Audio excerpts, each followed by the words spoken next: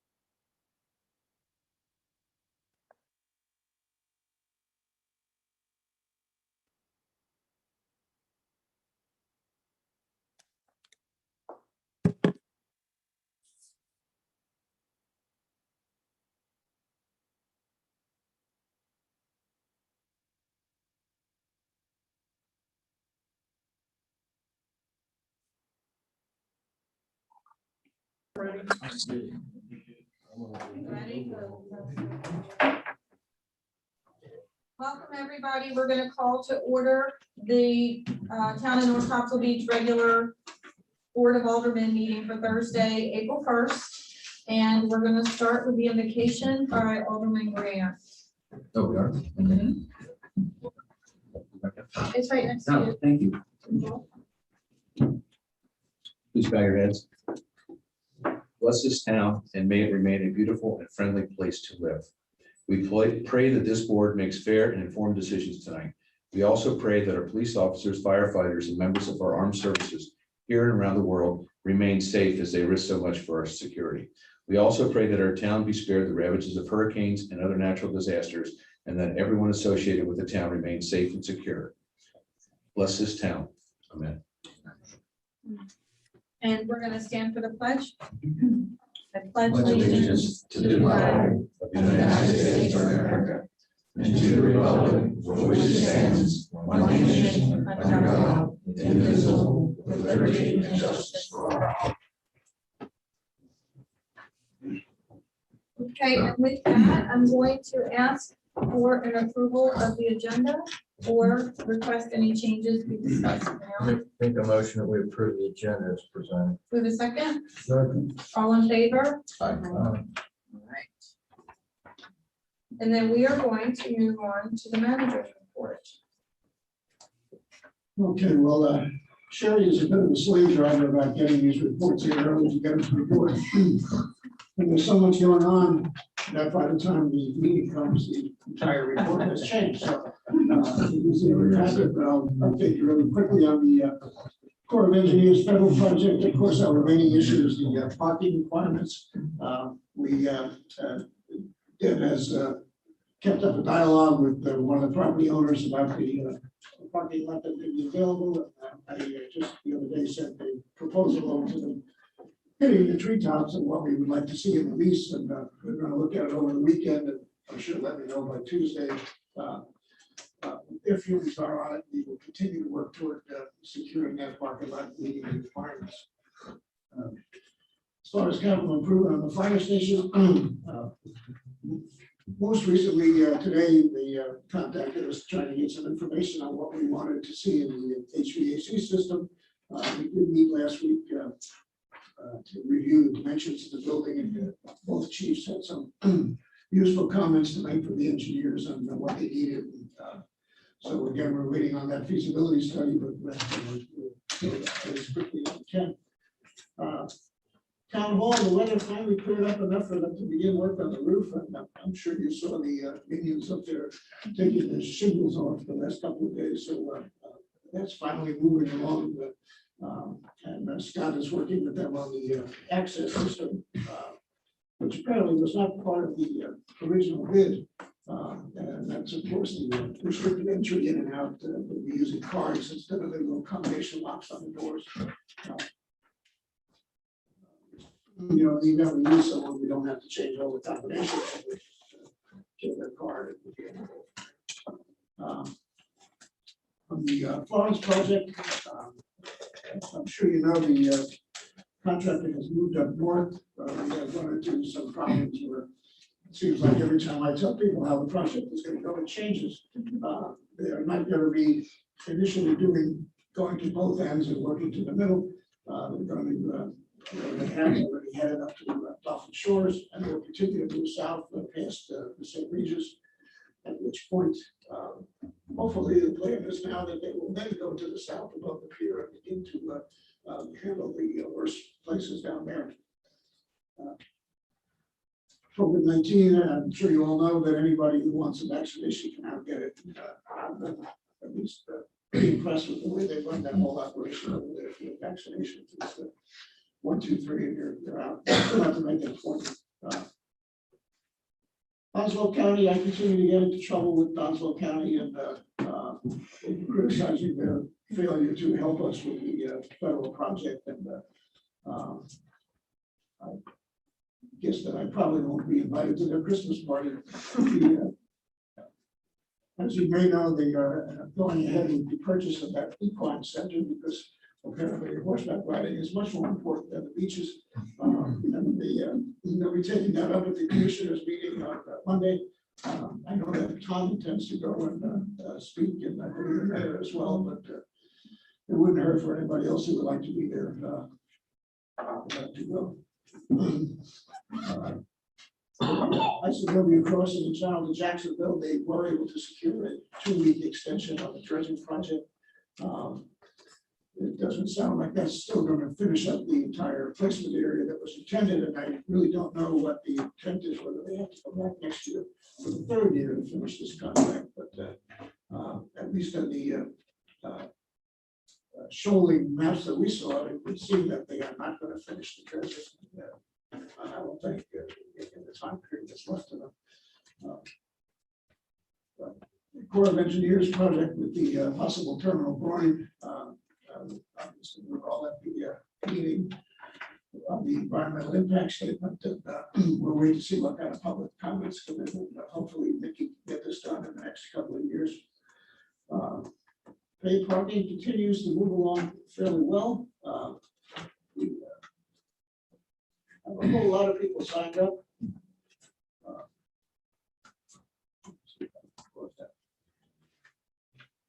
No, I didn't put the, so far, the overwhelming number of the revenues we've collected have been on the annual passes, which was kind of a surprise to me. And my guess is that as the annual passes tail off, the hourly and daily will be moving into compensate for it. We might get a good idea this weekend if the weather is nice. Easter weekend is, at least the last couple of years, has been overwhelming with visitors. So we'll see how that goes. And the last thing, of course, is the budget. You know, we continue to work on that. We'll be able to present that to the circuit on time this year. That's basically all I have for that whole thing.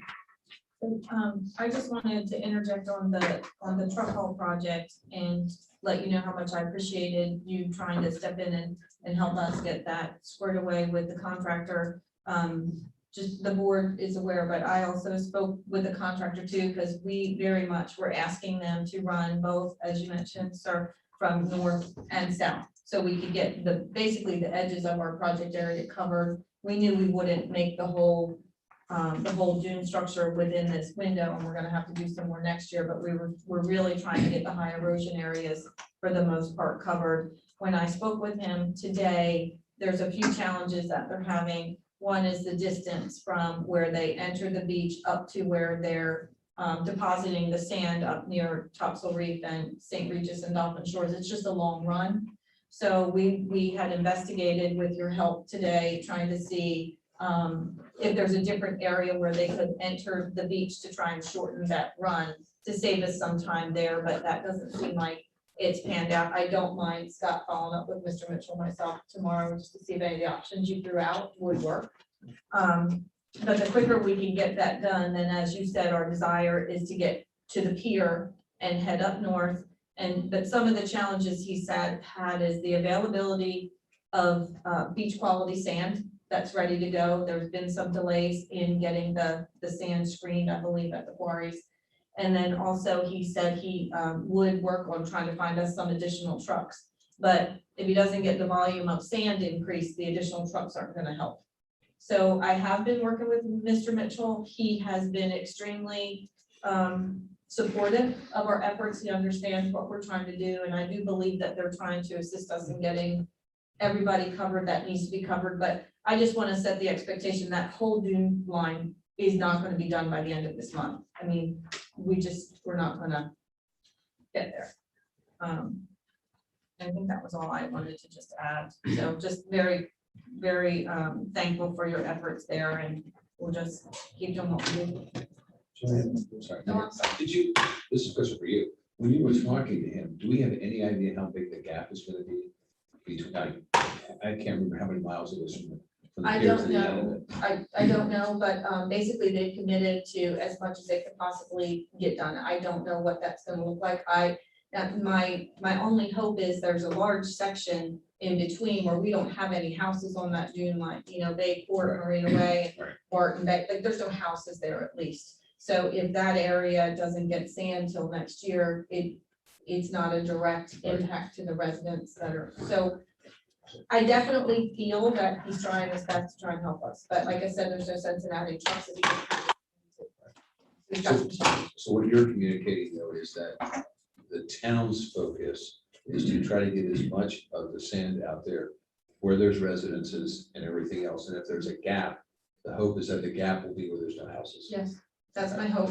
So I know right now, once they get past St. Regis, because I believe it's, I always get this confused in my mind, but the Reef and then Dolphin Shores and then Regis. So once they get past Regis, then I believe go the south. plan is to come up from the pier. Okay, thank you.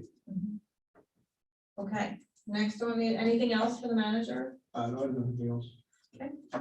Okay, we're gonna move on to open forum. And Clark, I think that you have a couple to read. I do. I have actually 3 letters to read that were submitted. So bear with me for just a moment here. The first one is about the Richard C. Town Park. And it is submitted by Lisa Page at 416 Pungo Road, Sneed's Ferry. And she writes, as a current resident of Sneed's Ferry and a mother to rambunctious 4 and 5-year-old boys, the Pirate Ship Park, as my boys call it, is one of my family's favorite parks, as it offers safe, fenced-in area to the boys to get their energy out and enjoy being a child. For me, the views of the surrounding area are my favorite. We request the town of North Topsail Beach, we frequent the town of North Topsail Beach Town Park. Most of the other parks in the area have busy roads and not fenced in. My family was aware of paid parking coming to North Topsail Beach and can respect in it most town beach access tots. Unfortunately, with the paid parking in North Topsail Beach Town Park lot particular, it restricts most families from visiting the park. For my boys to enjoy their favorite place to play, that will require my family and others to pay $5 an hour.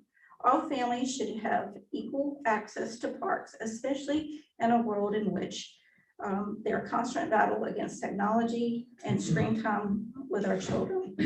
You can imagine my children's heartbreak this past Saturday when we showed up to the park and I had to break the news to my boys that we couldn't play at their favorite park anymore, since paid parking at the park is now 9 to 5 p.m. year-round. My boys cried the entire 10-minute drive to the south side of Surf City where we could find another park to play. When I showed up to the park on Saturday, there were only 2 cars in the parking lot. Even in the winter months, there were always many more people at the park than what I saw this Saturday. All the other parks in Surf City were overflowing with people and children playing this past weekend. My proposal is that the town handles the paid parking specifically at North Topsail Beach Park, similar to how Wrightsville Beach Park and Wrightsville Beach handles their parking. Wrightsville Beach Park allows 2 hours free before you must pay at the park. Even if North Topsail Beach parking had 1 free hour parking, that would allow families plenty of time to enjoy the park and still deter tourists from using the park for beach access. Thank you, sincerely, Lisa Page. Okay. The next one is from Rebecca Dickerson at 113 Martin Bay Court. And she writes, I am strongly opposed to the dedication of funding from parking venues and the 1% occupancy tax increase to the 3.6 miles of beach at the south end of our town.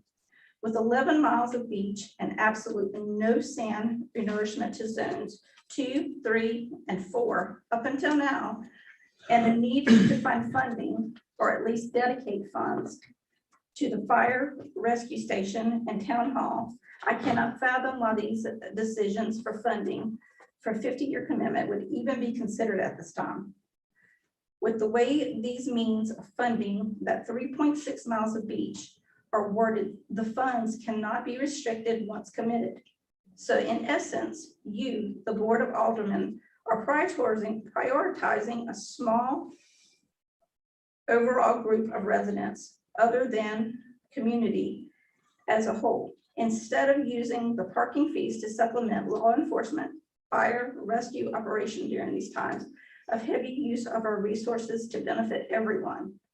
It will be directed to the 3.6 of beach that we still have significant debt from the initial investment of 16 million recently borrowed to provide the sand to the specific beach area. It has been over 2.5 years since Hurricane Florence, and we are just now rebuilding our town hall due to a need to seek additional funding to rebuild due to being underinsured. It appears to me that over the years, someone dropped the ball on maintaining quality infrastructure within our town of North Topsail Beach. Let's get back on track and address the needs of quality public safety building, hard work, and fight to get all of our community beach qualified as federal funding area, and do what we need to do for annexation of businesses on 210 to be able to acquire business tax. On a side note, I would like to personally encourage all residents to stop by the South End Fire Station and see the condition of our dedicated fire and rescue men live with day in and day out. I, as a tax-paying resident, am embarrassed and appalled at the workspace that they live with. No one of us would live in a home within this condition. Remember, the Board of Aldermen are now willing to commit to a 50-year financial commitment for 3.6 miles of beach. I oppose the 50-year beach funding for the 3.6 miles of beach. Next up was Cameron Keegle of 3902 River Drive in North Topsail Beach. And he writes, I think it would be beneficial to the town to obtain its own zip code. I ask our leaders and town staff to look into this idea. Many packages have been delayed and misdelivered because often Sneads Ferry identified as an area our road is in. Construction cost estimates are greatly affected by this mix-up. Many of the new online calculators lump us with the unincorporated area of Sneads Ferry, thus driving estimates down and truly not reflecting the cost of driving the area miles over the bridge. A zip code with our own would truly reflect these and other estimators who almost exclusively use the zip code, their products and calculators. Thanks, Cameron Keegle.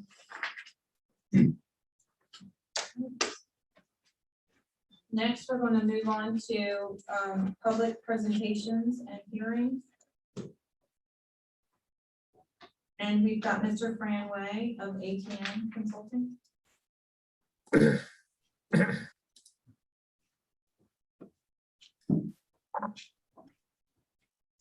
Hello, can everyone hear me?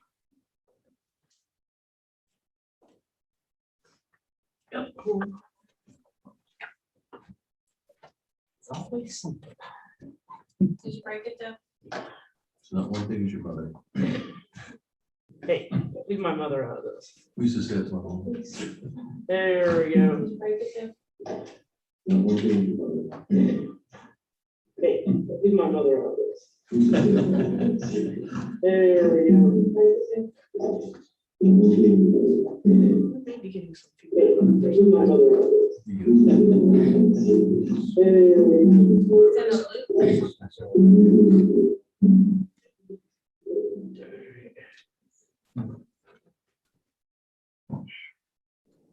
Do we have Fran? Yeah, we've got Fran, Can he hear us? and you can hear us, but Yes. all right. Probably just not- Do you want to put them on my phone or somebody's phone? No, give me 1 second. Sure. Wasn't sure. Well, she's asked us to wait a second. She's trying to fix it, so everybody can hear.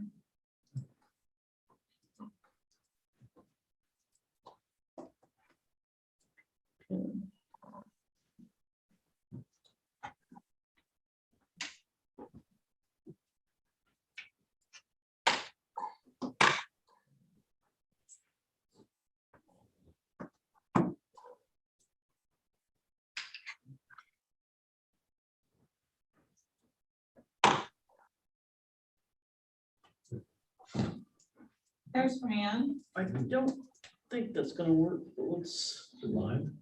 Yeah.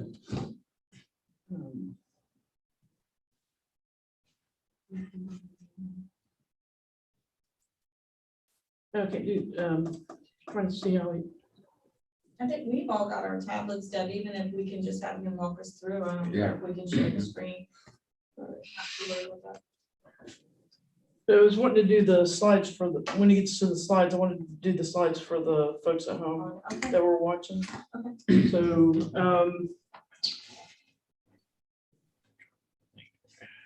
He might have the ability to screen share that.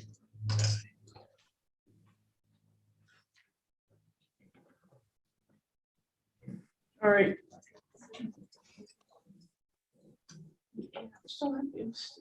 You know what? I don't think it is.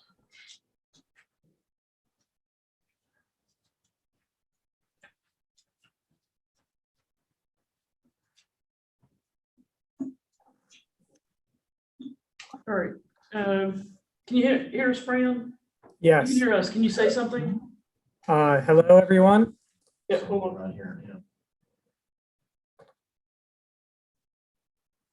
All right, go ahead, Fran. Hello, board. We can hear you now. Okay. And then Deb, can you turn on we just a few different slides, and I am actually going over the town manager, Dave. He did go over much of the projects that I'm going to go over, and the mayor did as well. But just to recap over the last, since the last meeting last month. We had the terminal growing meeting last week. It was good. It was up there at the library. The terminal growing schematic. So Deb, can you get that PowerPoint? Okay, there we go. Yeah, give me a minute, Fran. I'm not an engineer. I'm just a planner.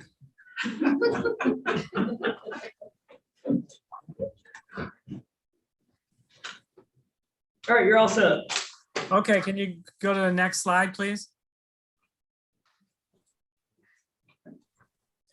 This is just a schematic of the terminal groin structure, and this is quote unquote a terminal groin project, even though there are other alternatives that we're going to look at, and this is not the preordained outcome, but basically you have the yellow where the NERTH sand is going to be, and then it will create that little sand fillet up near the north end where that groin will go out in the water, and the groin will itself be sheet pile, and it will have some rock around it. On the upward section, that sheet pile will be basically set kind of at grade or at the level of ground, and we want to make sure that that is easily bypassable by even pedestrians and vehicles that use the access out there to get on to the estuarine shoreline. And of course, the bar area, we've got a good reusable bar area for this project, and that is the New River Inlet Channel. And, we can use every, 4 years, this thing will, the bar area, 600, 700,000 cubic yards of material. Half of that will go into the north end, but the other half will go somewhere else along the North Topsail Beach shoreline, the area that would need it most. And considering the federal project and then actually the Florence Category G project, it probably wouldn't go there. So that the extra material probably would go through in the phases 2 through 4, from here on out every 4 years. And that's where we are right now. And the terminal groin, the Army Corps of Engineers is accepting comments on this project now. So if anyone wants to get any comments in, some written comments, they can do that. Okay, next slide, Deb. Fran, can we stop there for 1 second? I just wanted to set a little bit more of an expectation on timelines. And I know that we don't have them all yet because that was a takeaway for the Army Corps of Engineers to get back with us. But as you said, right now, they're asking for feedback from the public. I know that there are a lot of folks both in approval and in concern, that have concern over this project. So I just want to please ask them to get their comments into the Army Corps of Engineers. But Fran, after that, I understand that this feedback will be going into the completion of the EIS, which is not quite done yet, correct? Yes. So there will be a huge appendix based on just comments and responses, and all comments will get grouped and they will be addressed. Okay, so really the takeaway for anybody listening in the audience, if they have comments, either in support or with concerns regarding the terminal growing, to please get them over to the Army Corps of Engineers. And we can provide, I'm sure I'm looking at staff for that, but we can provide some type of a link to where they go for that, right? On our Facebook page or something. Okay. Mayor, Yes, sir. would you ask, as a follow-up for the people that did not listen into that about timing? Remember, they had talked about the shortest time period was X years and Y years. Well, and I really wanted to, he didn't really give us a full definition on the scope of timing. It clearly seems that it's still plenty of years away from this thing coming to fruition. But we did request from the Army Corps of Engineers an actual estimated timeline for what to expect when, because there's public hearings, then there's an EIS, then there's another public like a hearing comment. There's all different phases to this project, and we are nowhere near the end of this to be voting on anything at this point. So I think if we could just take it step by step and just please ask everybody to get their comments in, that would be great. Sorry, Fran. No, that's fine. Yeah, I think you summarized it well. And so we can go to the next slide, please, Deb. So the truck haul south of the pier is completed. The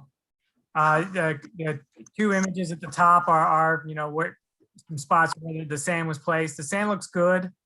And obviously on the spot on the one, the top right image, obviously the dune walkovers even go higher than the sand that we placed.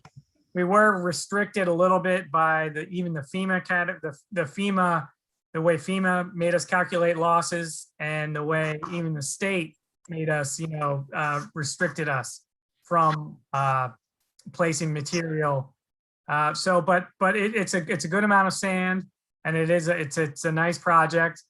On the lower images, that's the New River Inlet Crossing Dredge project. This is the Army Corps of Engineers project, and they're running the navigation department with the Army Corps of Engineers is running this whole process. This one has been a little disappointing, and the town has made their concerns known. And there's a good amount of material getting there, but not near as much as we had hoped. And that they are working on to get an extension and to keep pumping here into April. And I'm not sure, maybe the mayor or someone else on the board has got more of an update on did they get that extension to keep pumping? We had asked them to give us an update, Fran, and I have not heard back anything yet. Okay. Sir, have you heard back anything, Mr. Gilbride? On the extension, Yeah. they extended in 2 weeks. Oh, they did give them 2 weeks. Perfect. 2 weeks, Fran. Okay. And then so then you can go next slide, please, Deb.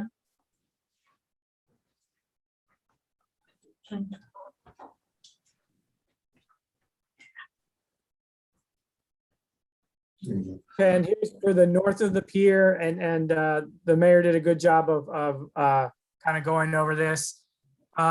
Initially, the contractor was going to start, down towards the pier and work their way up, and then go north and work their way back to that existing beach access. As the mayor noted, the beach access is farther. The truck haul distance along the beach is a lot longer to the north than to the south in this particular area. And that is, one of the concerns with that. The beach gets kind of skinny, especially at high tide up to the north end as well. In all of our volume calculations with FEMA and with the state, what the state allows, there is more material that needs to be placed to the north. And so that's a good thing and I'm glad, the mayor and the town manager, basically the town attorney and myself have been kind of, ever since the contractor bid and there was a discrepancy in the bid where the math or typo, and then with that 2-week delay in the FEMA processing where we had to, the town attorney and I are kind of, we have got, more of a contractual kind of formal relationship with the contractor. And so, I encourage the mayor, I think the mayor might actually have a little bit more flexibility in speaking with the contractor than myself, where he might really just resort to a change order right away. So, with the town or the mayor, please continue to lobby as you have been doing. For now, the material, it's good, and up near that north end, there's a lot of material that we're allowed to place. Basically, FEMA said we could place it, and the state said we could place it. So they are probably going to move a little slowly because they are putting a lot more sand up there, per linear foot. And that also lends to the idea that this area was more in need of sand, and that we're allowed to put more sand there.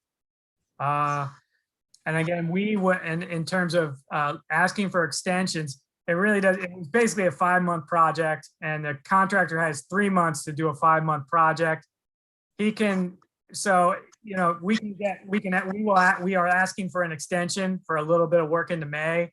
But as soon as turtles start, you know, coming up on the beach and laying eggs, we might get a 2-week extension. That's what we're hoping for. And with that, the truck hauler obviously can put more sand, but we still don't think he will finish the entire project. And he could leave about a mile of shoreline. Going back to Alderman Grant's question. It's about a 5-mile project, and there might be a mile left of that 5-mile project, basically. And so, last slide, Deb, please.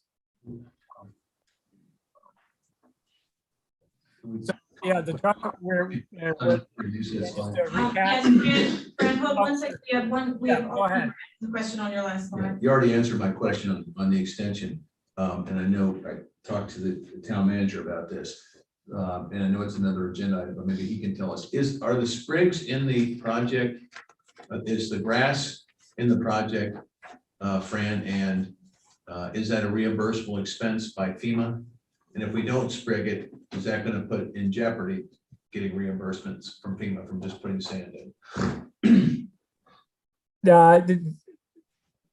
FEMA encourages putting sand in, and it is included as a line item, the revegetation for the FEMA project. So we're good on that. And then Dave, and Dave is working.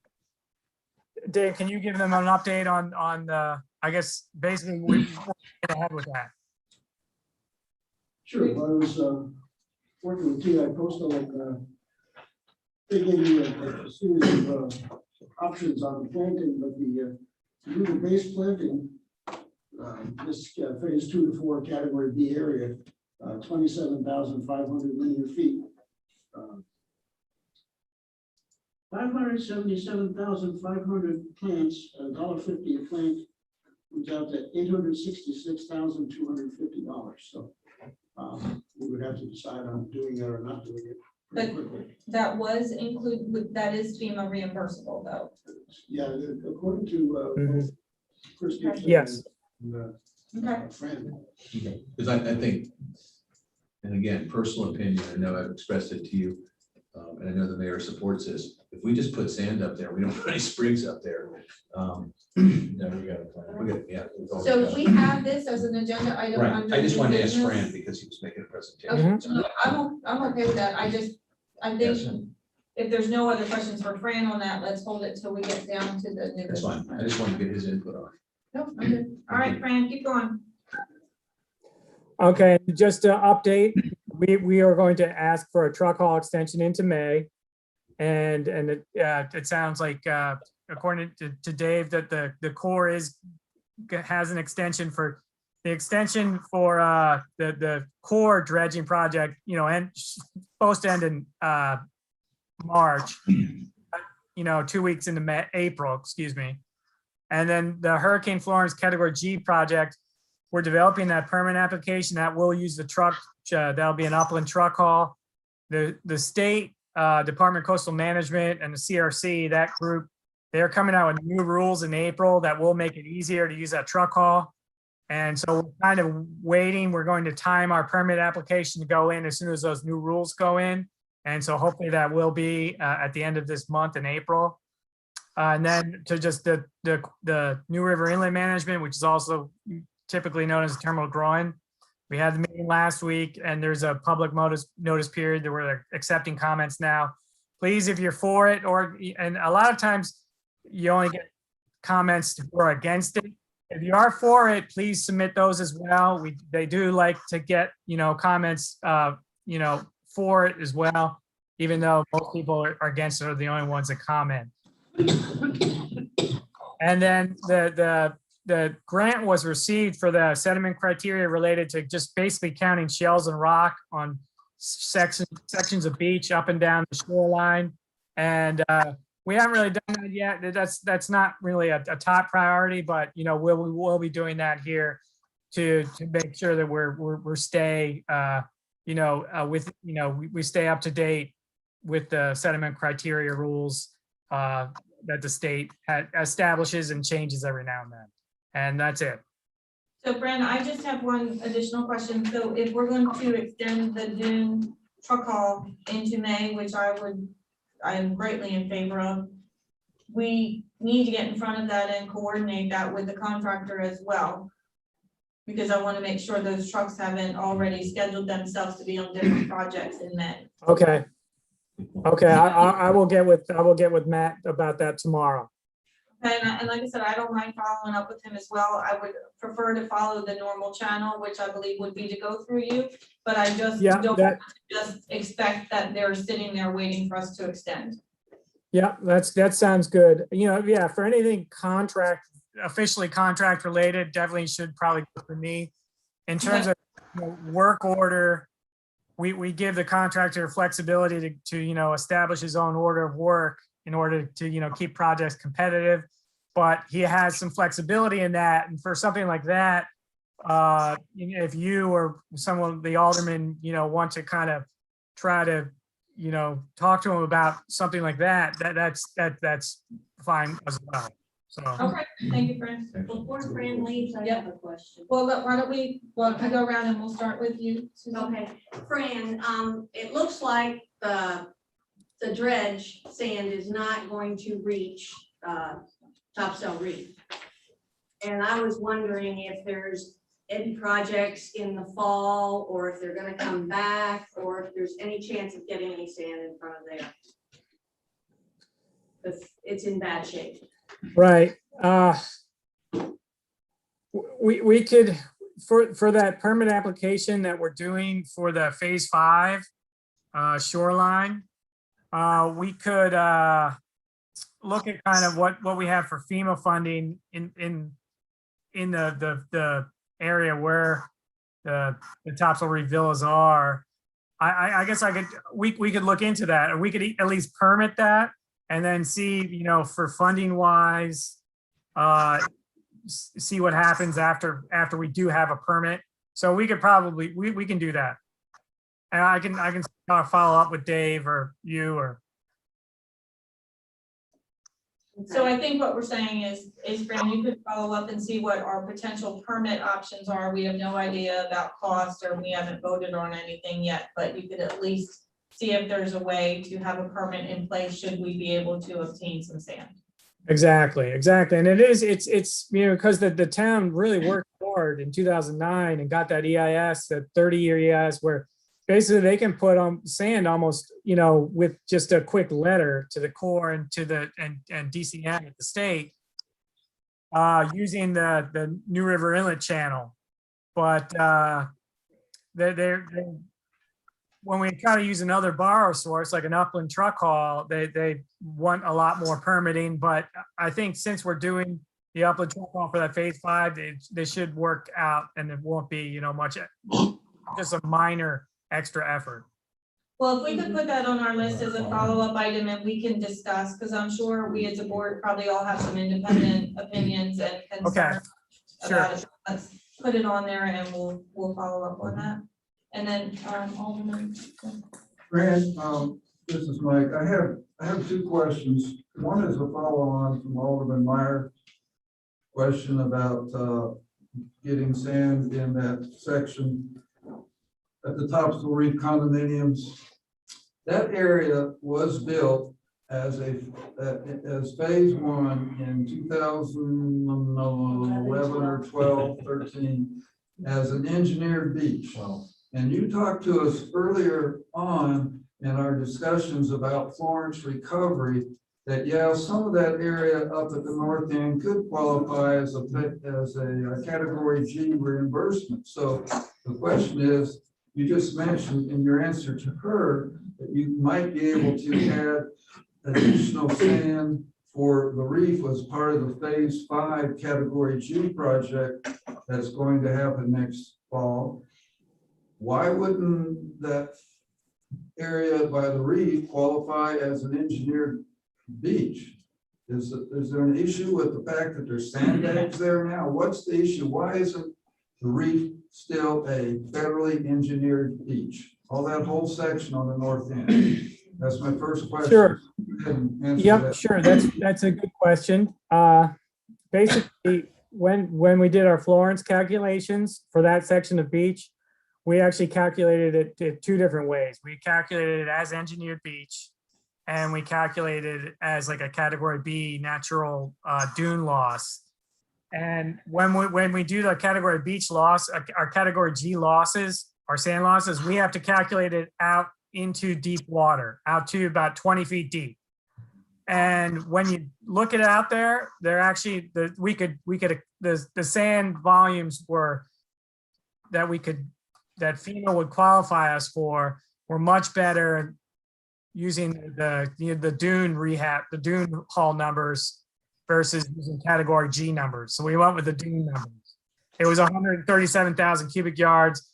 And I think the other one was actually, we only calculated maybe, it was a lot less than that. It was, and it's basically because of that material on the beach can be accounted for in the near shore. And FEMA says, well, that material isn't, quote unquote, out of the system. It's still there and it will come back naturally. And so they would argue that, from a category G loss standpoint, we couldn't prove anything other than that. So. My second question is this. Maybe I've asked this before and maybe you explained it before, so pardon me if I'm repeating myself, but going back to the phase 5 category G area as a truck haul project that you just described to us, I remember back at some point that it was going to be a dredge project. And the reason I'm going to ask this question again is maybe not so much for the town finances, but for the federal government finances. It's my understanding that dredge sand is about $10 to $12 a cubic yard, whereas truck haul sand is about $40 a cubic yard. So, the government FEMA would be saving a significant amount of money if it were a dredge project just based on those figures. So there must be some other reasons why you are now promoting a truck haul for the category G work. Over. Yeah, and then that's basically the environmental impacts. FEMA has their environmental historic preservation, their EHP, and at that meeting with the U.S. Fish and Wildlife Service and Wildlife Resource Commission, the state and federal, natural resource agencies, they're all so against using the North Topsail Beach offshore bar area because of the rocks on the beach. Basically, FEMA was there at that meeting, and we said, well, if we don't do that, we can truck haul, which will be more expensive. And FEMA said that is fine. We will, want to listen to the Fish and Wildlife Service and everyone else and not use that offshore beach thing. So just one little add-on. How is the Corps going to get 11.2 million cubic yards of sand from the federal project in Surf City and North Topsail out of those borrow areas if all those groups are against borrowing from those offshore areas? And I think that goes into, there's a lot of hard bottom offshore, hard bottom and rocks. And the bar area that was chosen that 2015, the one was used in 2015, there were some areas of hard bottom, live bottom near the sandbar area where we had to do all sorts. They said we're not allowed to use a hopper dredge. And hopper dredges suck the sand up and they have screens on board and then they come in the shore and put the sand on the beach. The North Topsail Beach project, the 2009 one, they basically came out and said you cannot use a hopper dredge for your bar area because the sand will spill over and impact the hard bottom areas. But it's kind of doesn't make sense. But the Corps' project is all hopper dredge. And so the Corps is going to use hopper dredge, which has rocks on board, rock screens on board, excuse me, that will collect those rocks before they can even make to the beach. And the previous engineers even asked for a permit modification to use hopper dredges for that area, it doesn't make sense. And and we've then the previous engineer, coastal engineer, had tried it, and it's an interesting little situation there. And I think after this, hopefully when this project, the federal project begins, and we can see where they're getting the good sand, where and how, and you know, the areas they are and the processes they're doing it, I think we can go, the town, if they want to, in the future, and find a new offshore bar area that is acceptable to Fish and Wildlife Service and all the other agencies, then I was hoping that we could just follow the coattails of the federal project. Okay, Okay, so I don't think we know quite yet, Mike, but Yeah. thank you, and we'll keep an eye on that one. Alderman Leonard? Yeah, just a comment to follow up on Mike's second question there. I seem to remember when the project was done in 2015, and we had all the rocks, that it was actually used, the borrow area was used, it was part of the borrow area network. They're considering for the federal project. So they're gonna have their hands full when they come time to do this. And that's why they're starting in Surf City. Yeah, and it's gonna be a problem. And they're gonna have to come up with a solution, but that's all I have on it. I didn't have any comments until Mr. Benson said that. Mike, just a question for you. I assume based upon the ratios you were talking about, your concern is we may not know the cost of the project if it goes the other way, becomes a The federal problem. project, Yeah, the big project. the federal project. Yeah. Federal project. Yeah, I thought, Well, so your they've concern, got that down to the penny. For now. yeah, right. For now. All right, well, let's keep moving, guys. All right, so the next on the agenda is Mr. Todd Crawford from Karen Beasley Sea Turtle Hospital. Welcome, sir.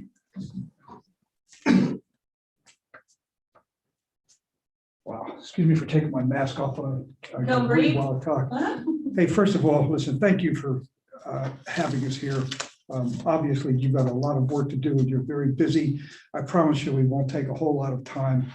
But my name's Todd Crawford. I'm on the board of directors of the Sea Turtle Hospital. And along with Connie over there, I'm one of the area coordinators for the Sea Turtle Beach Project. You probably are aware that Gene Beasley, founder of our hospital, is retiring. And on the board worked mightily to try and find somebody. Obviously, we're not going to replace Gene, but we got a lot of requests, a lot of applications, curriculum vitae, and a lot of recommendations from a lot of very high-powered people. And we worked through them. Not that we were terribly competent in it, but we did it. And to be honest with you, we got lucky. Her name is Kathy Zagzebski, and we'll bring her up here in just a second. Affectionately known by us as Kathy Z, because nobody can say I her was last gonna name. ask you to repeat that. No, that's- Zagzebski. Yeah. Kathy comes to us from Massachusetts. She personally started and developed the National Marine Life Center, which is national in scope, and the Marine Mammal Center. She's worked very hard. That's only a couple highlights, because there's many, many more things that she's done, and we got her. She has a bit of a connection with this area. You did your master's at Duke, right? And she has family who lives in Raleigh. So I'm going to shut up now, and I'd like to introduce you to Kathy Zagzebski, our new executive director.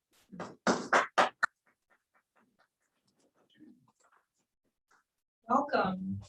Well, thank you, Mayor. Thank you, Alderman. I appreciate the opportunity to meet you today and look forward to working with you.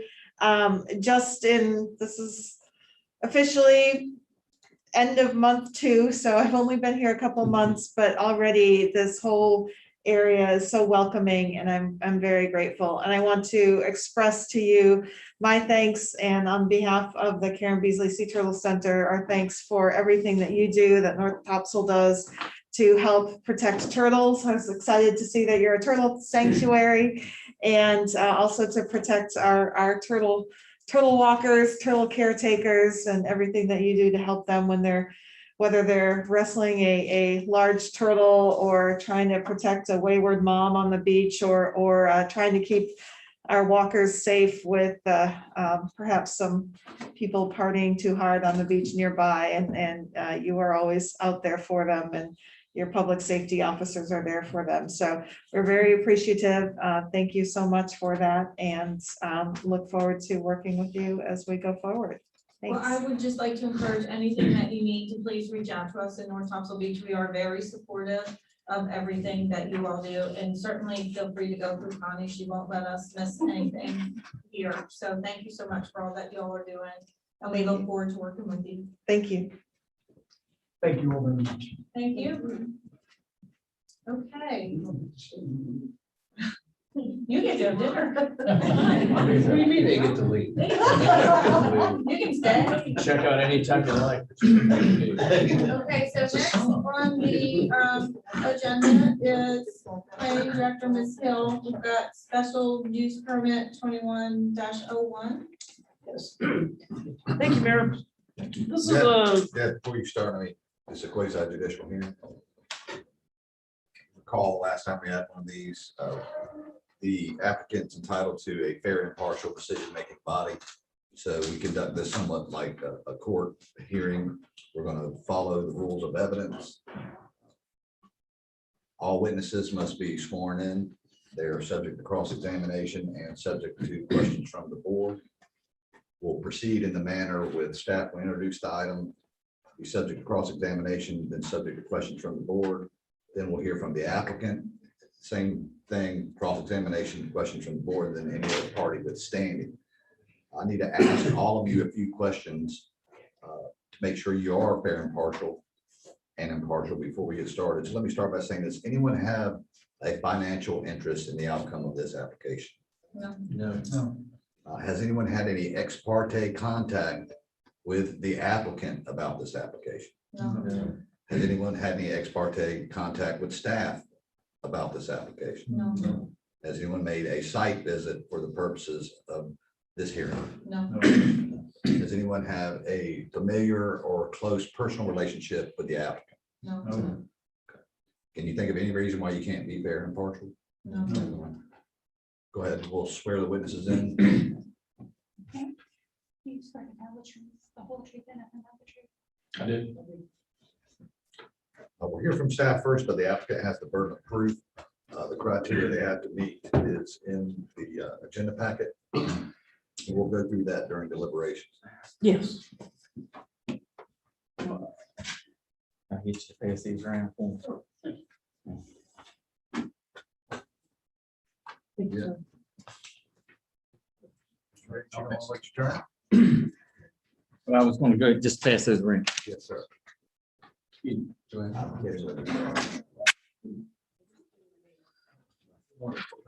Susan's recommendation. Ms. Hill, pages 1 through 21 of the agenda packet related to this item, would you like to introduce that exhibit A? I do. Do you have any objections? No, sir. This plat was just handed out. It's dated February 22nd of 2021. It's included in the package as Exhibit 2. We'll mark it as exhibit B and receive it in this hearing since it's larger. So A will be pages 1 through 21, and exhibit B will be the enlarged version of this plan. One question. Yes, ma'am. So a lot of times we as a board can get into the weeds that are past the scope of what Ms. Hill is asking us to approve or not approve this evening. Can we start by just a little bit of an explanation as to what exactly are we approving or not approving? Yes.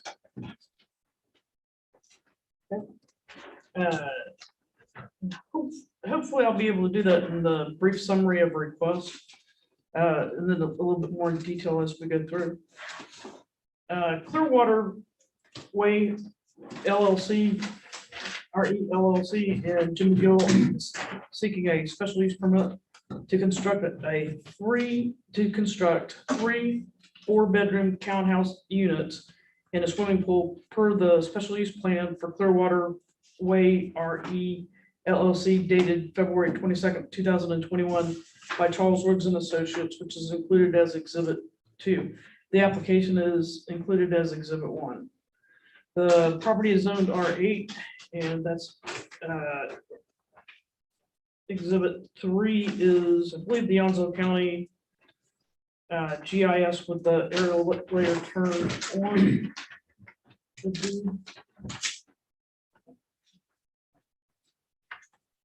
There we go, sorry. And existing land use, the property is vacant, there's no site improvements. To the northwest is zoned R20 with the Onslow County Beach Access 1. To the northeast is zone R8, which is currently vacant, but it's special use permit 20-05. And we'll be hearing more about that later this evening. To the southeast is the Atlantic Ocean. To the southwest is zone R8 with Shipwreck Villas townhomes.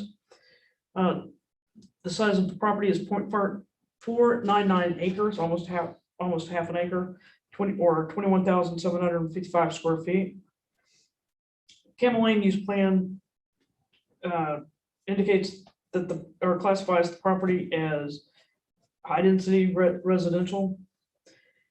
And as you may recall, Shipwreck Villas was approved.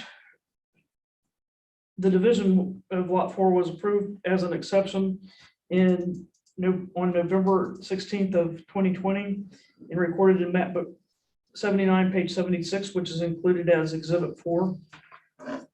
Special use permit 2005 was reviewed by the planning board on September the 10th, 2020, and approved by the Board of Aldermen October 1st of 2020. The property is within Cobra L06 and not eligible for federal flood insurance. It's also within an AE flood hazard, special flood zone with base flood elevation of 11 feet. And it's in an ocean hazard area of environmental concern. The technical review committee responses are included in the staff report. Jones Onslow as 5A, Diener as 5B, NCDOT as 5C, the town's fire department as 5D, Onslow County GIS as 5E, Onwassa as 5F, and Flores as 5G. The comments that are included will be addressed. The comments that are included from the technical review committee will be addressed during the permitting process. The planning board unanimously recommended approval on March the 11th of 2021.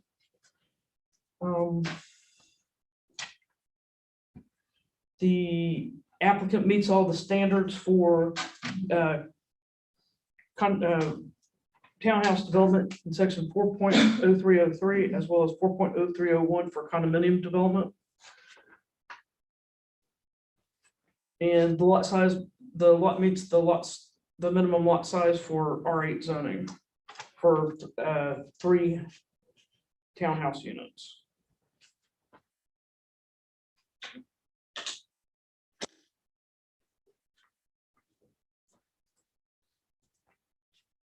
That concludes my report. Mayor and board, I understood Ms. Hill correctly. You looked at this, Ms. Hill, and based on your experience, it meets the criteria to issue a special use permit. Yes, sir. The North Carolina law, once that the applicant meets that burden, but in this case, staff is provided that evidence. Unless there's evidence that refutes the finding that those criteria have been met, it's your duty to issue the special use permit. And so, Mr. Riggs, you're more than welcome to put on additional evidence if you'd like. But before you do, let me ask, is there anyone signed up to speak in opposition to the issuance of this special use permit? Okay. I would submit to you, unless you contest the evidence Ms. Hill put on, that there would be no further need to hear from the applicant, unless you have some additional questions. I have one statement after that, if that's okay. Absolutely. So with the site plan, and this will be stipulated in the upcoming, soon to be adopted 160D. But once the board approves a site plan for development, like with the townhouses, if there are any changes, the applicant has to come back through the planning board and the board of aldermen to approve those changes. If it were a minor change, and if in the ordinance, the UDO specified what minor changes the planning director may approve, then I can take care of that on a administrative level. But as there are none, there are presumed to be none. So that's one of the reasons for including the swimming pool in their request. If they would have left the swimming pool out when they made the request for the townhouses, then they would have to come back before you to modify the request to include the swimming pool as part of the townhouse project. So Mr. Eads, I just have one question. Yeah, I mean, I'm still- you're entitled to ask And it's, additional questions. I'm just letting you know that. I understand. This is, I believe, an easy question, which is what I was trying to ask initially, and maybe I just wasn't being clear. But Ms. Hill, you mentioned that this has been to the Board of Aldermen a couple times now, this particular project. Is the difference between, no, it hasn't been, that's what I was trying to find out. Right, Has this, this specific project has not, okay, right? That's correct. The subdivision was done as an exception. okay, so the subdivision itself is what had previously come, and now it's the details of the townhomes? No, because I did the subdivision as an exception on an administrative level. Okay. What you did see was the mate on lot 4A. This one's 4, right? This is 4B. This is 4B. You saw 4A. I saw 4A, okay, all right, that's where I confused myself then. Okay, thank you. Completely understandable. It's been a challenge to keep both of the projects straight. So, Because I was trying to figure out in my mind what was different from the last time, because I was thinking of the other project number. Okay, thank you. and you'll see that again this evening because there's modification to it. Well, I'm ready now. There you go. Slam dunk. So, so what you would be approving, and I'd like to give Mr. Riggs the opportunity to certainly address the board. But what the planning board is recommending approval of is the special use plan by Charles Riggs dated February the 22nd of 2021.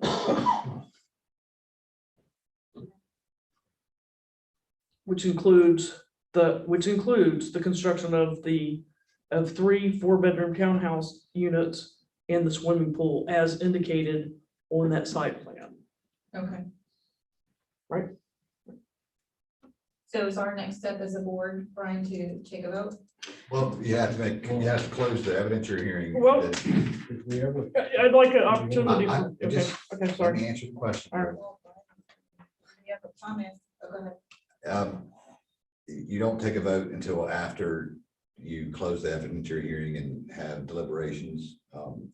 The applicant has not gone forth. I don't think he's required to. I think the burden has been met unless the board disagrees or disputes staff's findings. Even if you agree with staff's findings, if you would like further information from the applicant, you're more than welcome to have the applicant come up and talk. Point of order, did we not need a vote to open this hearing? Make a motion in a hearing? Well, we can do, Did we not need to do that? yes, we, Okay. well, a lot of towns just mayor. I assume it's on- Okay, Uh, I'll make the motion. Charles, you have no problem making that retroactive? No, I do not. Okay, Right. motion second, vote. All, Aye. yeah. And now I'll make a motion that we close it. Second. All in favor? Aye. Unless Charles wants to speak. Charles, do you need to speak? I would like to clarify one item if I may. May I? Well, I make a motion to reopen here. All in favor? I tried to be 10 there, Charles. I'm sorry, I did my best. I did my best. I did my best. Charles Riggs, 502 New Bridge Street. I believe we've answered all the questions and Deb's done a good job on the staff report. But she mentioned about minor changes or minor alterations to the project to be done administratively. And this will come up a little later in the second one. But we're not reflecting landscaping on this. I think landscaping is allowed for us to handle. I don't really foresee a landscaping issue on this, but there may be some landscaping added along the property lines. And I felt like that was a right for the client to install that, not necessarily as a site plan approval, but as normal landscaping of your yard. So I didn't want that, or I wanted the board's opinion of whether that would be considered an administrative approval or not. I would direct that to Ms. Hill on how you usually. It's not included in the site plan now, right? No. If it's not included in the site plan now, then in your motion, I would request that you specify that it's I make a motion to approve the site plan as presented to include landscaping plans to be submitted to the planning director for her review and approval at a later date, Necessary. if necessary. If desired. Yeah, desired thing. Do we make a motion now to close public? I make a motion to close the public hearing. I second All in favor? Okay, do we have a motion? I'll make a motion that approve special use permit. 345 townhouses in the swimming pool for special use. Plan for Clearwater Way LLC dated February 27, 2021 by Charles F. Riggs and Associates to include landscaping as provided to the template. If requested. We have a second to. All right. And or do we have any discussion? Any discussion? Clerk, can you just call roll since it's a hearing? Yes. Alderman Meyer, Aye. Mayor Pro Tem Benson. Aye. Alderman Leonard. Aye. Alderman Gray. Aye. Okay, so that concludes that one. I'm correct. So the next one is SD 20-02. Any reference to?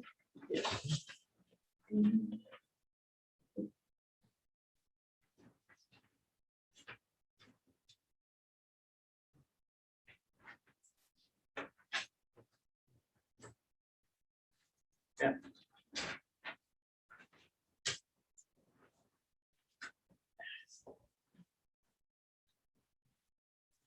Joe, I don't play a lot of video games, right?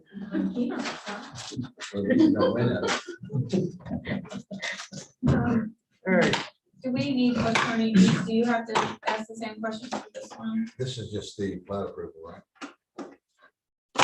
this is for a subdivision, yes. As I read, no, Okay. based on the standards and the ordinance, those are, they don't involve discretion, so I think it's more legislative or administrative than it is quasi judicial. Okay. Right, then I'm gonna turn it over to Ms. Hill.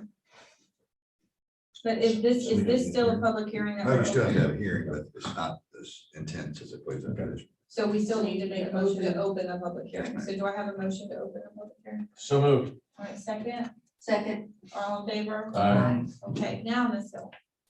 Okay, thank you. We also have Gina Blanco standing by on Zoom to join us representing Weston Lyle Surveying and Engineering for their client, Mike Howington. Mr. Howington is seeking approval, final approval to subdivide 2.73 acre parcel zoned R10, creating 2 lots, which are going to run 6A runs across New River Inlet Road, and 6B runs across New River Inlet Road as indicated on plat. Lot A is 1.36 acres. Lot 6B is 1.49 acres.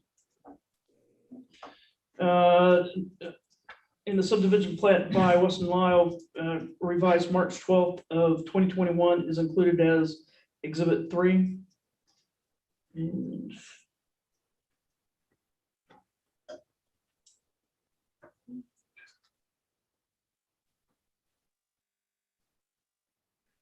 on December the 10th, 2020, the planning board reviewed the subdivision application and unanimously recommended approval with conditions that it met all the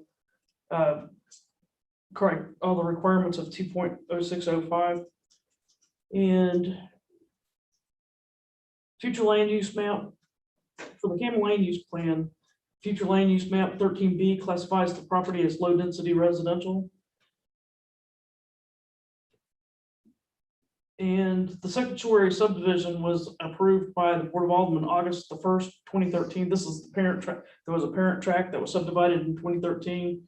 And this is lot 6 of that subdivision that the board approved then. For the plat was reviewed by the technical review committee, and there's comments of NCDOT and Plurus. I'm not sure why the rest of the comments did not get put in that block. That would make sense to all of us, but additional comments are included as attachments. For NCDOT, there's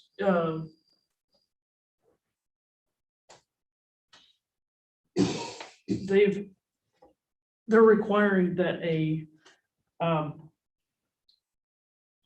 applicant submit a driveway permit to access. There's wetlands that are in the middle that are in the middle surrounding the boundary line between the proposed 6A and 6B.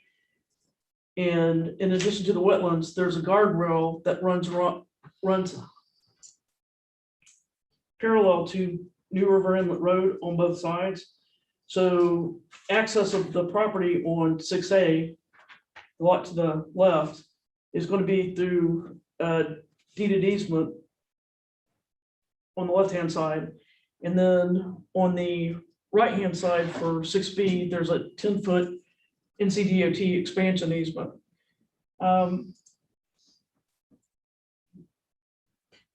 The board may consider making NCDOT approvals of the driveway and access a condition of the final plat approval before I sign off on it.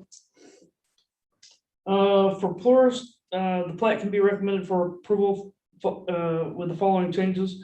Due to the depth of force main from it being directional bore, the developer will be responsible for the road bore and tapping existing line. Plurus will need to be on site for the tap install to inspect, and they'll install the simplex station.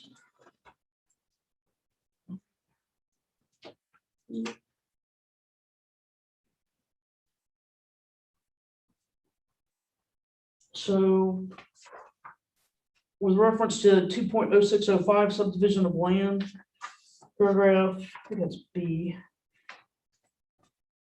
or for any of it. Paragraph P, street access to subdivided lots will be through the NCDOT permitting process.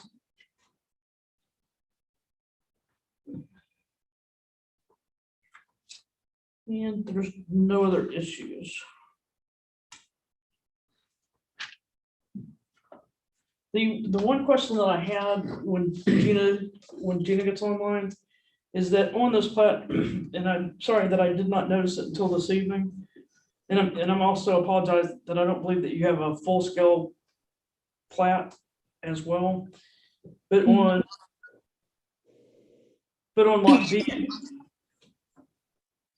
lot B, it references area of potential conflict.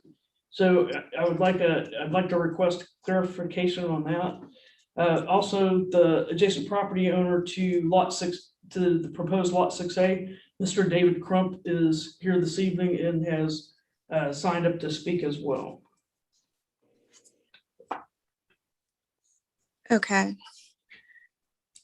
I'm not as familiar with this as Weston, but the on lot 6B, I know that there was some deed or plat map overlap in that area that you see where there's a potential conflict. I can have Weston elaborate on that more when he's available, but my understanding is that there was an overlap with deeds and that the additional area shown per deed book 4255, page 904 is what we are going to argue is the actual boundary.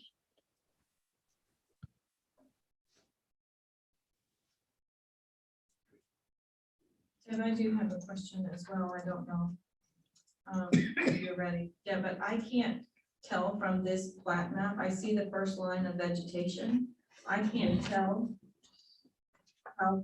how deep that is On the, on 6A or 6B. on the ocean side. Yeah. I don't believe that Gina, correct me if I'm wrong, but I don't believe that either the portion of 6A and 6B on the ocean side are buildable, and that's why you're keeping those portions with 6A and 6B on the sound side. Is that correct?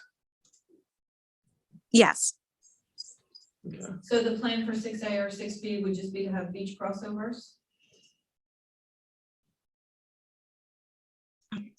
Correct. I'm sorry, crossovers, yeah.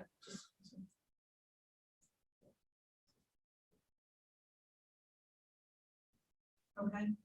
Does the board have any additional questions? Good question. Yes. My question is like the deeded access to these lots, both on the sound side and the north side.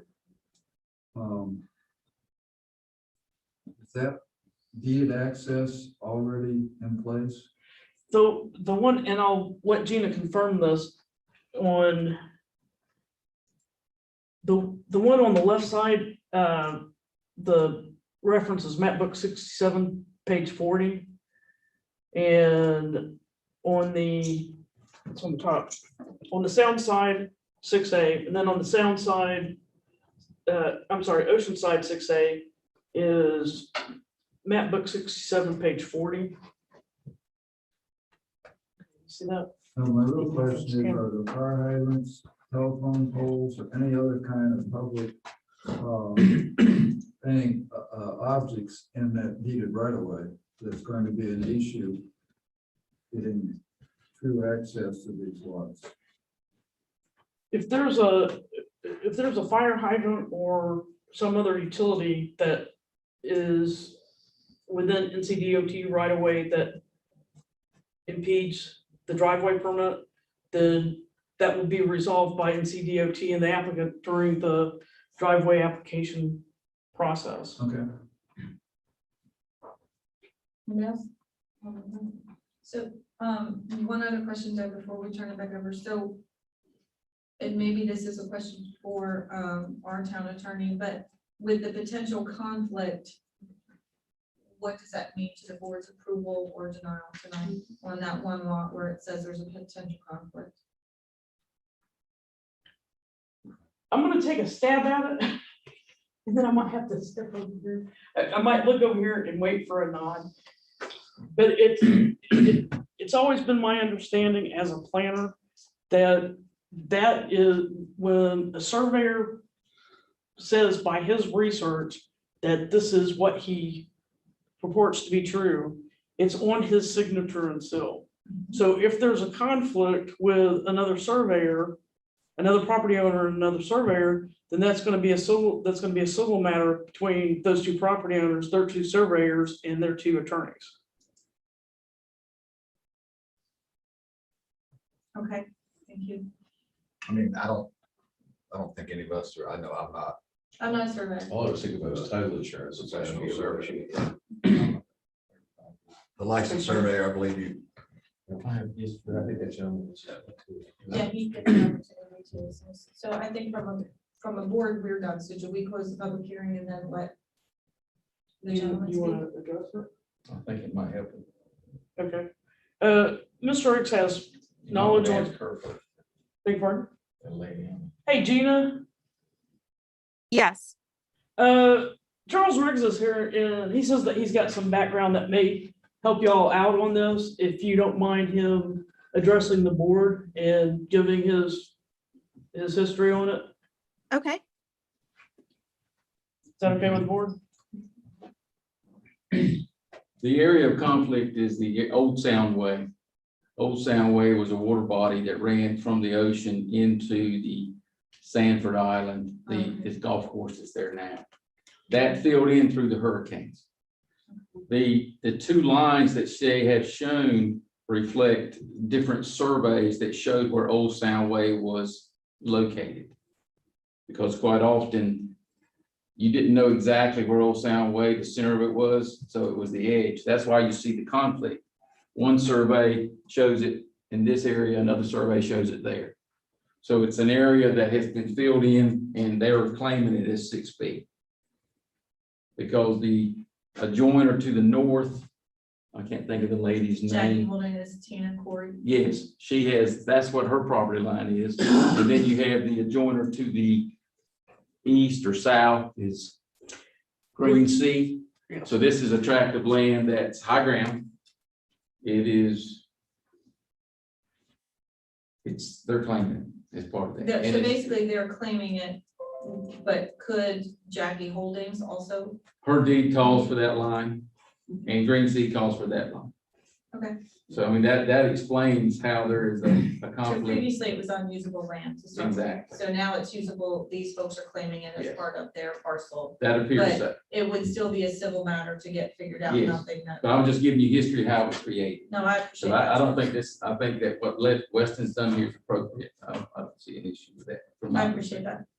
I may also add that based on North Carolina general statutes, if it is land raised from the bottom, the state may claim, it may belong to the state may have several sovereign rights to it. Hmm. I would leave that for up to the state, That would be interesting. or to the Well, core. that's only true if it's man-made, if it's a natural accretion, then that goes to the adjacent property. In my experience has been, if there's more than a foot or a foot and a half of sand added to it, the Corps of Engineers would consider that uplands. Okay, it would naturally, you know. Okay. And Charles, it's your understanding that was all natural, right? Oh, yes, Yeah. yes, sir. There was none of that was man-made. So then is it appropriate then to close the public hearing so this other gentleman can speak? Well, he needs to speak during the hearing if he's Okay. offering that. Okay, then, sir, would you like to speak? Oh, yeah, my name's David Crump and I own the property to the south of it. And, I am against the subdivision.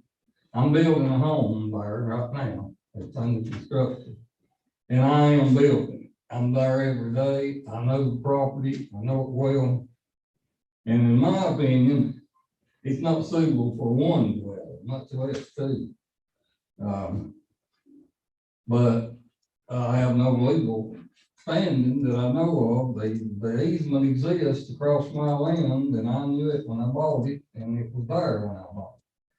So, only thing I can do is say that I oppose it and I will have to, I'm gonna live there the rest of my life, my plans. And whatever your decision is, I will have to live with it every day of my life. So please consider that. And I guess that's all I've got to say. Thank you, sir. Thank you. Okay, so we make a motion to close the public hearing. So moved. All in favor? Second, all in favor? Okay. Do we have a motion or a question? Yeah, just a motion.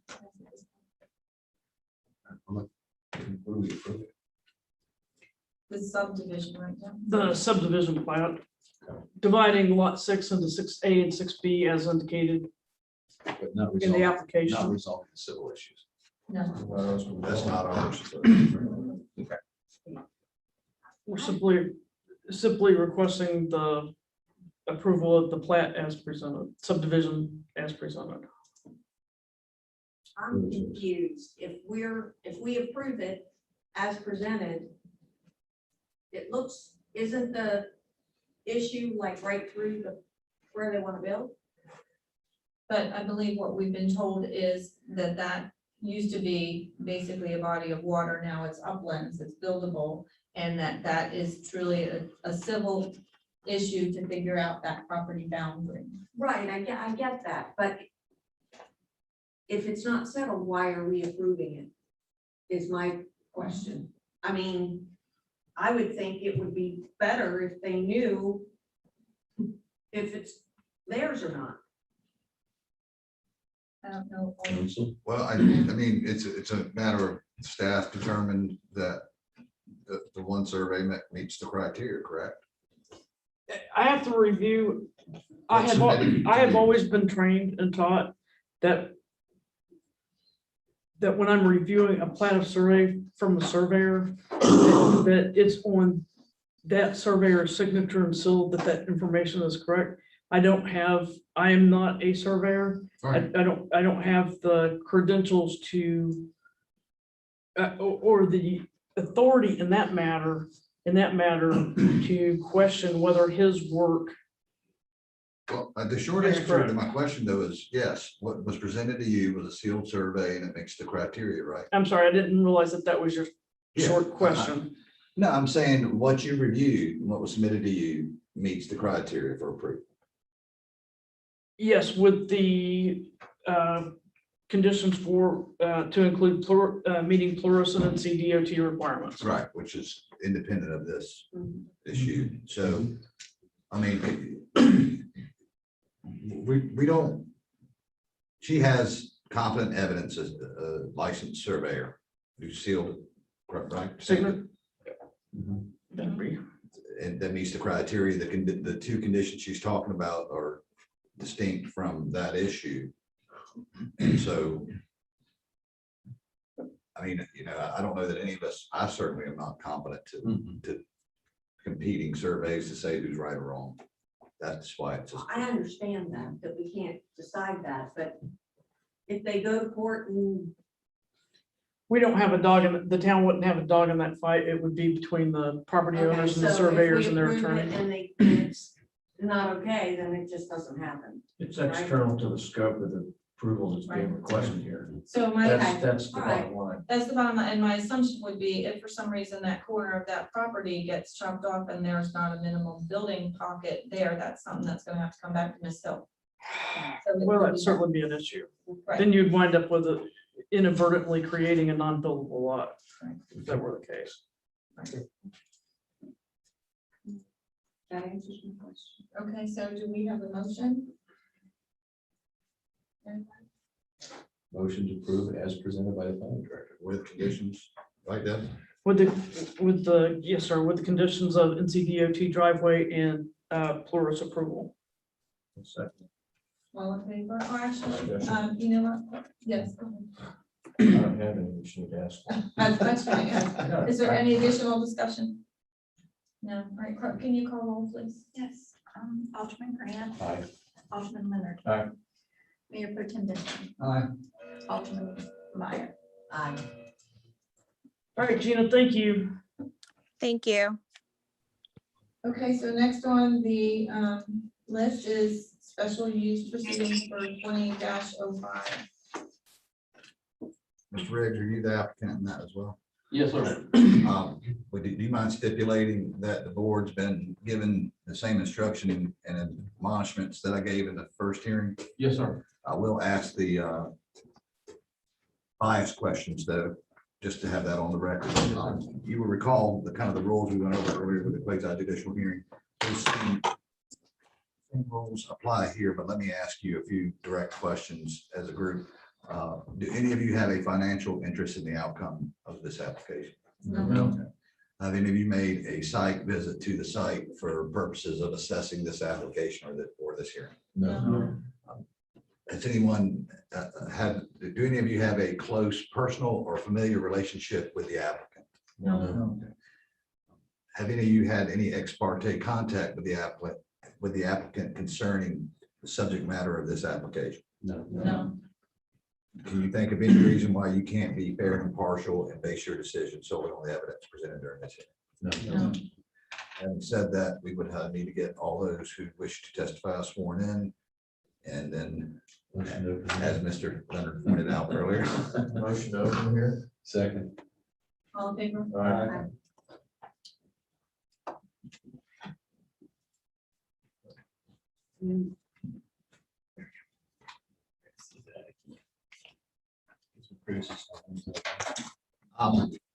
Charles Killscrews. I don't have any, is there anyone else here to speak on this other than Ms. Hill and Charles? No. All right, Charles, you understand you're still on the road? Yes, sir. Ms. Hill, we're good to go on that.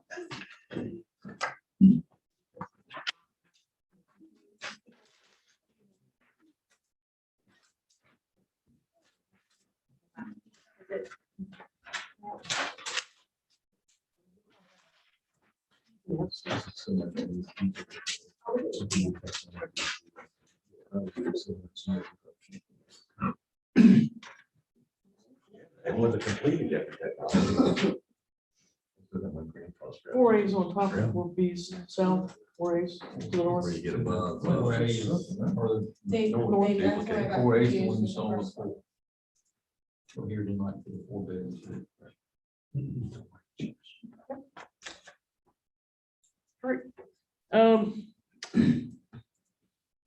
Case special use permit 2005 modification is a request by Capital Asset Properties to construct 3 4-bedroom townhouses as indicated on the special use plan for Capital Asset Topsoil Development by Charles Riggs dated March the 8th, 2021. And this is for lot 4A, which is closest to the beach access boardwalk crossover. Property zone R8, R20 Onslow County beach access to the northwest. To the northeast is R20 Onslow County beach access walkway. To the southeast is the Atlantic Ocean. Southwest is special use permit 2101 that you just reviewed earlier for the proposed townhouse development. Currently no site improvements on the property. The size of the property is 0.479 acres. The Campbell land use plan classifies the property as high density residential. And I'm not gonna bother to restate the history on the subdivision and stuff, but this special use permit 2005 was reviewed by the planning board and approved by the Board of Aldermen on October the 1st of 2020. Mr. Riggs is bringing it back as a modification to include the intended expanded footprint, square footage, as well as 4 bedrooms. I think initially it was proposed 3 bedrooms. And they're requesting a 4-bedroom unit. The proposed lot meets the minimum dimensional requirements for 3-unit townhomes in a R8 district. There's no issues with Jones Onslow. It will require a CAMA minor permit. For NCDOT, they'll need to submit a commercial driveway permit. The fire department needs something that can support the fire truck, 75,000 pound vehicle. And also requires a hydrant. And I believe that the applicant, Mr. Riggs, and the fire chief have discussed having the fire hydrant in the middle, possibly on the other side of the street. The older units that were served by several 2-inch water mains for service. If the same is to be done for these units, it's going to require permitting from NCDEQ Public Water. I thought they came back and said that it did not. Services, individual services. The individual services. Okay. Alternately, individual taps may be made and services bored across the road, which is what they're planning on doing. Plurist, they can use a 6-inch lateral taps into the 10-inch gravity. No dealer permit is required. Good to go after the fees are paid. On March the 11th of 2021, the planning board unanimously recommended approval. And I believe that I left that part out. They included landscaping on this. They did, I left that out in the text of the staff report, but the planning board did include landscaping on this modification as well. And So this is 7794.1. Is that what this is? It said 4 somewhere, but I should be think it's 4.1. That should be 4. 4.1 was the previous one. Oh, I got you. Okay. I know it is confusing. And the addresses for the previous one would be 1786, 1788, 1790. Yeah. The address for the ones that we're reviewing now are 1792, 1794, and 1796. Gotcha. Thank you. Sorry about that. No, you're good. And I don't believe that there were any other items of concern. So the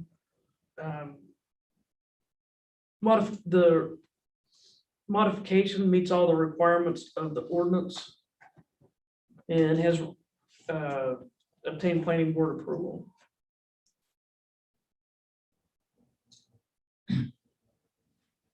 Any questions for Ms. Hill? Curiosity, no pool. No pool is proposed on this one. So if they decided they wanted to do a pool, they would need to come back through and do That was my Second. question. second request. Another question. I'm just trying to get the location in my mind. I have it right from my. That's Is it what I across wrote. the street, in the There's the public parking.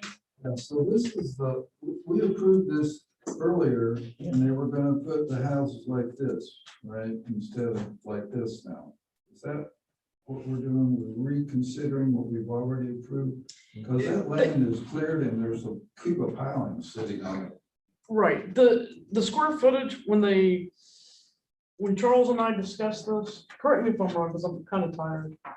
When Charles and I discussed this, he had taken over the project.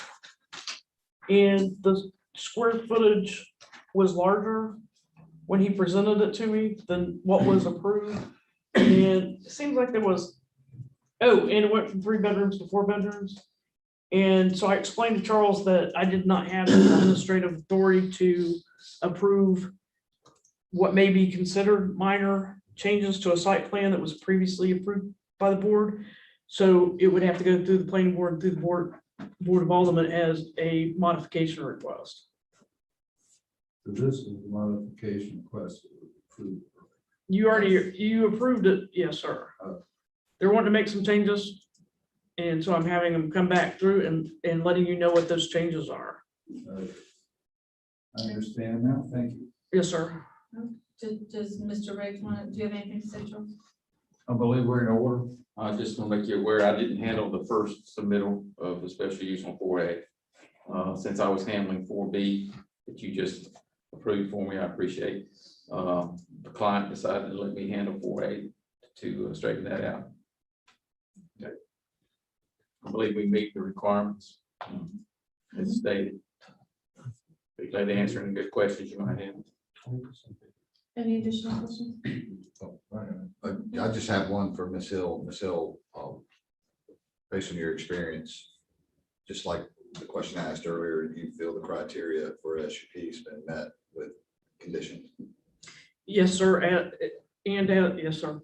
I'll just leave it. Yes, sir.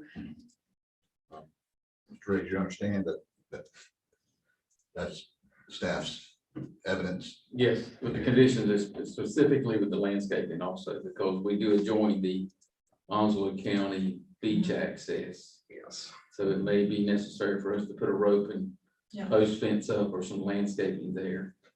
That's an additional condition of the ones in the. Yes. Yes, sir. So that we felt like that if we made you aware of that we could do that without coming back with the board. Yeah, so right now, there's a walking path from that Onslow County beach access directly through the middle of this lot because it's just convenient.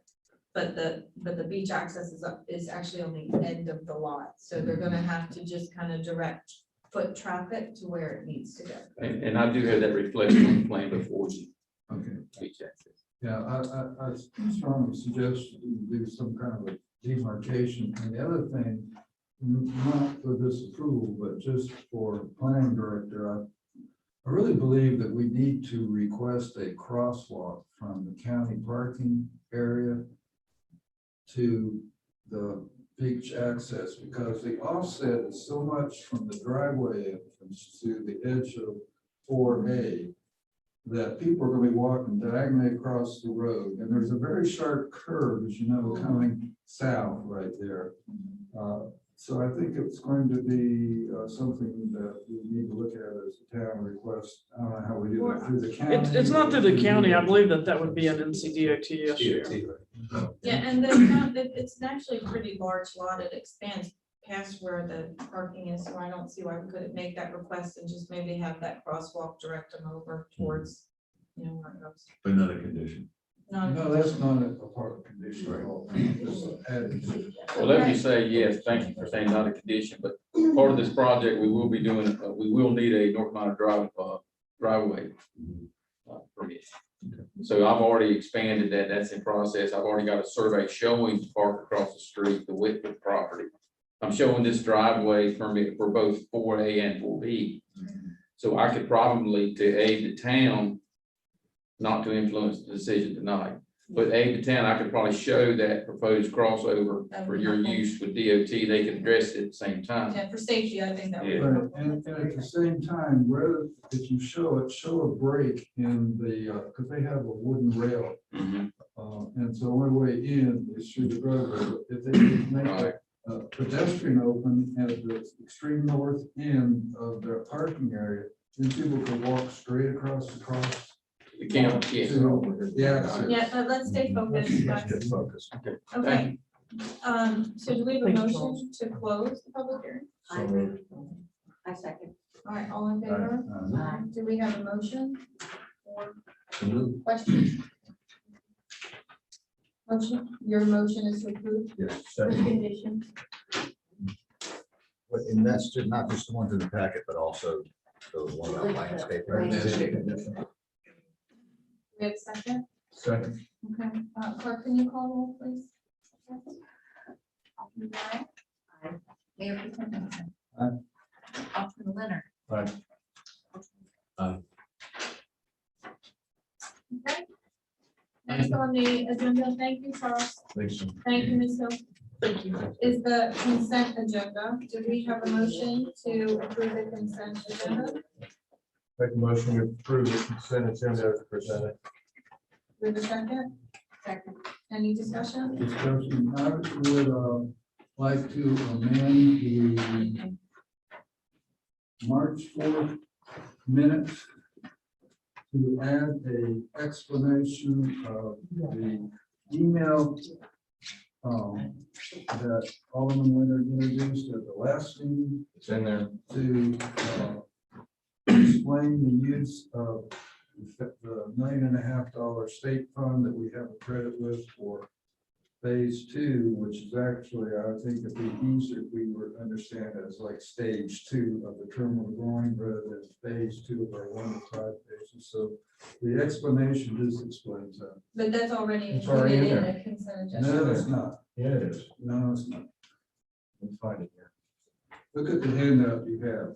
I see the I'm not handout, but looking I at the believe handout. it's I'm already looking- I'm also. looking at what's included. already been, Did you already add it to the minutes? I yeah. added it in the minutes, but you wouldn't, you don't have that. That's why you have the handout. Yeah, but it has been added to the minutes. It's in the minutes.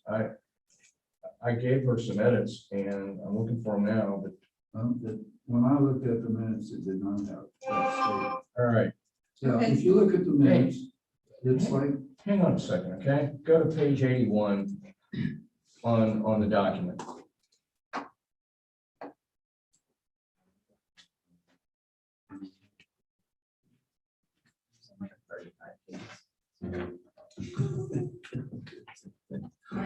page page 80, of the PDF file. It's, item 9, new business. Sub-item 4, use of phase 2 grant. I don't see it. It's. Come down and look at it on my screen, Mike. All right, well, let's just, I believe I'm seeing it too. So it is in the minutes. I believe we're covered with the consent agenda as it is presented because those items have been added to the minutes. This is actually the minutes. Yeah, it is. It's right after what Tom just said. Okay, then why don't we move on to new business because we've got still a lot to cover. Our second is New business. Okay, go down to the use of phase 2 grant. Okay, that too. paragraph right underneath it. Is your email. That's okay. Let's just continue forward because we still got a lot to cover, guys. in Don't new we have to business. approve the consent agenda? Yes, So moved. okay, all in favor of approving the consent? Aye. Okay. Okay, so under new business, we needed to talk about the location of the upcoming meetings because we are going to be opening up to the public as COVID restrictions have eased slightly. So what I had asked at the retreat, if you all could give some thought to where you would be comfortable having those meetings. I know one of the areas we talked about would be the North End Fire Station because we could open the doors and have some fresh air coming in as COVID is still here. I don't know if anyone is opposed to that. No. And do we have to lock in for the rest of the year or because as COVID's gonna be changing, are we able to say for the next 3 months it's at the firehouse? Or do we have to decide now for the rest of the year? I think we should follow the guidelines. If the guidelines change. That's what I'm asking. Oh, yeah, but I mean, I think we should ask Laura. I mean, if you're Unless setting a- things change. If you're setting the meeting schedule for the entire year, you would have to state Okay. when and where. I mean, we already know which date and time. I think you could probably set, and clerk, Madam Clerk, correct me if I'm wrong. I think if you want to say the next 3 will be there unless otherwise noticed. okay, But with that caveat, Yes. unless otherwise noticed, because if it's pouring down rain or something, then. Yeah, I'm fine. Let's do that. okay, so the North End Fire Station for the next 3 months and then unless otherwise noticed. July. Okay, the next. Point of order, can I Yes. wear a polo shirt instead of a suit? Yes, you can. No, You can. turtleneck, Um, mock turtle. The next item is the COs, and we did talk about this item briefly during Mr. Lay's presentation. So I believe what we need to do is just if Mr. Gilbride could just refresh us on the scope of it and the expense, I believe we need a motion to direct staff what we're doing on that. Yeah, it's really just a question of money. It's $1.50 a plant. It seemed to me the only thing that makes sense to do right now is the phase 2 to 4 category that we just, are installing. And that's what's actually been put on the beach. There's another option for the 5,000 or so feet that they expect not to get done. And, it's a separate quote for next year. So the 27,500 linear feet, again, 577,500 plants at $1.50 a plant, for a total of $866,250. It's a lot of money for plants, but the plants are included. I think they're actually required by the camera people, and they would be reimbursable by FEMA, according to both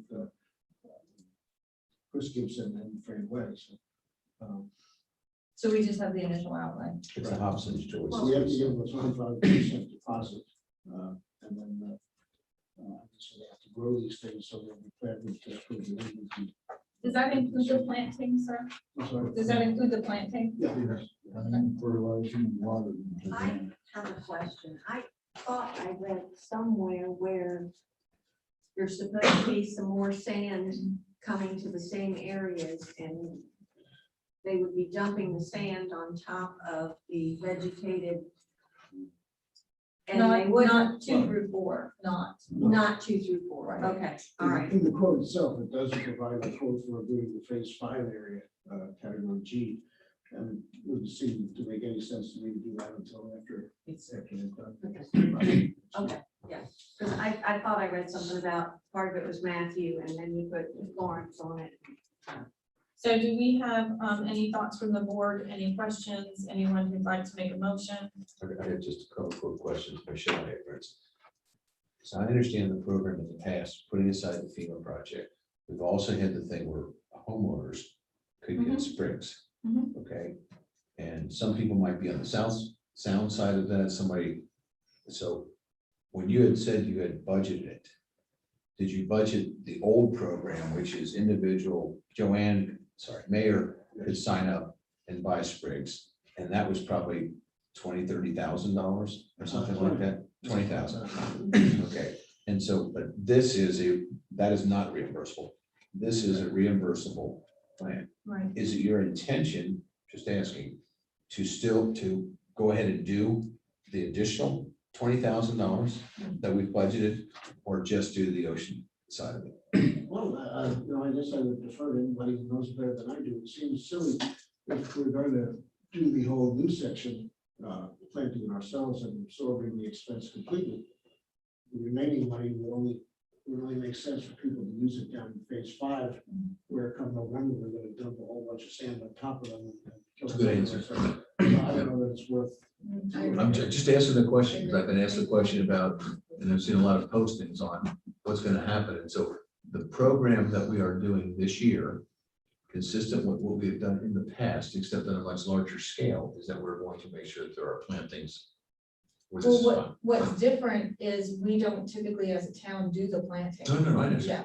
Yeah, No, what I'm saying though is the concern is that, and again, it's posed by people, and I think Tom had said that we've been doing this we're not suspending that, we're not doing away with that program just because of the FEMA thing, we're doing things a different way. All right. Just want to make sure I understood. any other questions? Does anybody want to make a motion? Because I believe for this amount of money, we need to do something. Yes, sir. I would move that we approve the plantings that the town manager has outlined. And if he needs to make any adjustments to the budget, that he just present those back to us, but that we would approve them based upon what he presented today. And based on FEMA reimbursement. Yes, and based on the reimbursement. Do we have a second? I'll second that. Any additional discussion? Yeah, I want to clarify that we're talking about the phase 2 through 4 Yes. category B, Yes. 27,000 feet. Yes. So that's what you're recommending. Yes. All right, all in favor? Aye. All right, Thank you. I don't, okay, so the truck haul project scope, I believe we've talked about that enough, unless anybody has a question or Mr. Gilbride has anything, okay. The Cobra map unit 006, the board resolution, I'm gonna turn that over Okay. to Alderman I Leonard. just, as by way of an update included with this is that I would like to state for the record that our work continues to get all of our community and beach qualified as a federal flood area. We've got a draft bill completed on the House side, thanks to the staff of Congressman Murphy. We're still working through our lobbyists in Washington to get commitment and sponsorship on the Senate side to go forward with a companion bill in the Senate this year. It was suggested by our lobbyists in Washington that the town pass a resolution to aid in that and to reaffirm our commitment and our appreciation for the efforts to date that have been expended by our Congress and Senate members. And so the resolution's been drafted by town staff, and I'm going to go ahead and read it quickly to get it into record. And it's a resolution affirming the town of North Townsville Beach's commitment to correcting CBRS unit L06 map, and CBRS stands for Coastal Barrier Resources System. Whereas the original 1982 mapping and subsequent 1990 additions to the Coastal Barrier Resources System erroneously included sections of North Townsville Beach into the CBRS unit L06, and whereas the town has had an extensive network of infrastructure in place prior to the 1982 CBRS mapping, and whereas in accordance with the definitions and delineations criteria for the CBRS as codified in the 2000 Coastal Barrier Resources Act reauthorization bill, lots abutting Island Drive and New River Inlet Road had access to roads with reinforcing road beds, wastewater disposal systems, electric services, and fresh water supply. And whereas as a consequence of being in the CBRS, large portions of North Thompson Beach are ineligible to receive many forms of federal assistance, including national flood insurance coverage, Veterans Affairs loans, and U.S. Army Corps of Engineers shore protection projects. And whereas the town of North Thompson Beach has submitted evidence that infrastructure was in place prior to 1982 to both U.S. Fish and Wildlife and Congress, has worked with its congressional delegation to pass bills to correct the L06 map. And whereas the town of North Thompson Beach has enjoyed and appreciates the strong support of our elected officials in the U.S. Senate and House of Representatives, Senator Tillis and Senator Burr, and Congressman Murphy and Congressman Rouser. Now therefore be it resolved that the town of North Topsail Beach Board of Aldermen do hereby affirm the town of North Topsail Beach's commitment to correcting the CBRS unit L06 map so that the town can receive equitable treatment under law, fortify its coastline to prevent damage from future coastal storms and flooding, and ensure that the citizens of North Topsail Beach can participate in federal programs such as the National Flood Insurance Program and receive Veterans Administration loans. It would be adopted this day, the first day of April. That's the resolution. So we'll probably need a motion in a second. I move that we accept that resolution. Can I ask just two quick questions? Discussion, sure. For the Alderman. One is, I think you had mentioned, and I'm fully in favor of this. You had mentioned before that we probably have homeowners in the town in almost every state. And so as a way to communicate and get people to write to their senators, whether they live in Montana or whatever, I think is a good idea. Putting that aside, and I know that you worked very hard on this, and a number of people have. Is there anything else that you think, we should do in this area, or that we haven't done in the past? I would say that at some point in the future, we're going to probably want to start writing our elected officials in Washington from our home districts here, but not yet. What I have been instructed to do, and I've been working very closely with Stephanie Missard up in Washington, who's our lobbyist. She works directly with former Congressman Mike McIntyre. And what we're trying to do is a phased approach to this and do it somewhat of an order. And this is effectively the current next step. So we'll do this, and then I will let her know once it's been approved and signed and how we want to distribute it. I'll probably be on the phone with her Monday or Tuesday. So what you're saying is you're following the advice of the experts we hired. Yeah. Okay. For once. Yeah. I know, I fully support this. As Mr. So that's where we are. Okay, thank you. And then Tom, do you have a follow on to that with anything about land? We need to pass this resolution. And then following that, I'll follow up with the next portion of that item. So we. Okay, so we have call a, for a vote. we have a motion and we have a second. Are we all in favor? Or all Aye. Okay.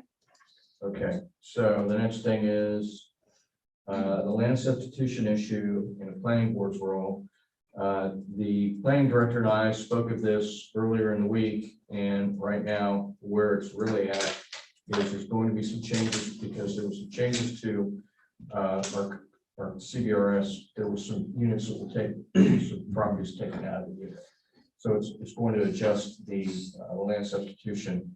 And really this doesn't need to go, I don't think, to the planning board. I think it really just needs to go back to the planning director for her to review the maps, and we can work on it. If you need any help or any, you and Stephanie through the manager, if you need me to get in there and help you, I will.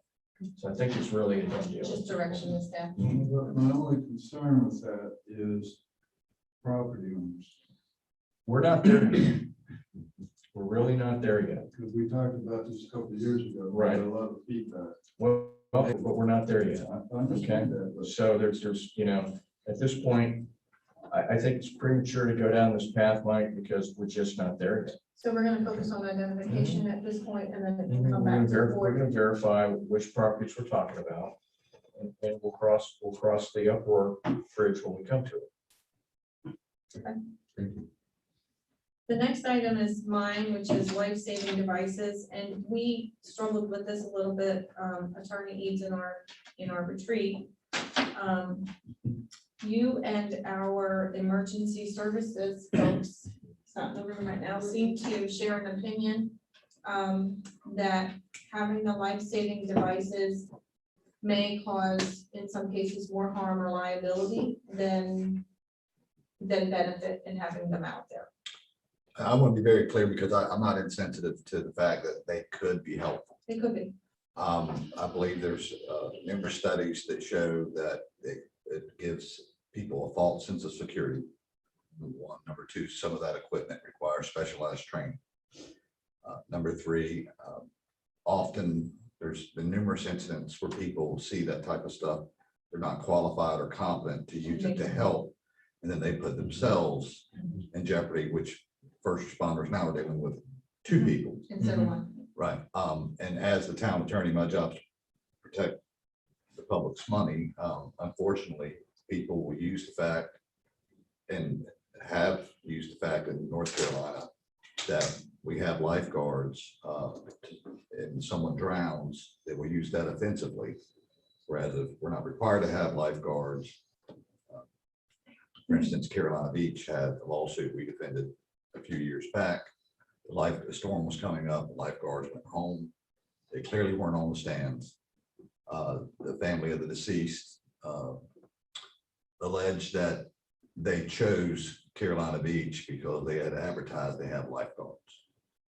Now, thankfully, that case was dismissed. The point is, if you don't have them out there, and if that was a genuine allegation, someone who can't swim would pick a different beach. So I'm not insensitive or I mean, I don't want anyone to drown, but that's my answer to your question, Mayor. Yeah, well, the chief had expressed some of similar concerns. He's very concerned about saving two people, not just one. I think fire chief. I think our police chief was Carolina Beach's police chief when that incident happened. Carolina Beach. So I can't think remember if he we- was there then or not, But we as a board need to make a determination whether those devices are, I don't know if they're out right now, if they're going out, or if they're going to go out. So we kind of pushed it to this meeting to make that decision, and I think we need to direct staff on what we would like to do. Well, how do you want to proceed? You want to have, you want to do a motion, a second, and discussion, or you just want to have I would open like to do- discussion? I'd like to do the motion and a second and then open discussion. Well, I make a move that we don't put them back out. Okay, now we can have some open discussion on that. And for all of the reasons that the town attorney stated from the perspective of liability, along with the false sense of security that sometimes those pieces of equipment, can tend to create. You know, I've got this Daily News article up on my computer screen here from about a month ago, where a young sergeant of Marines was awarded the highest peacetime award, which is a Navy Marine Corps medal for life saving. He plucked somebody out of the surf back in 2019 in Surf City. And thank God he was there.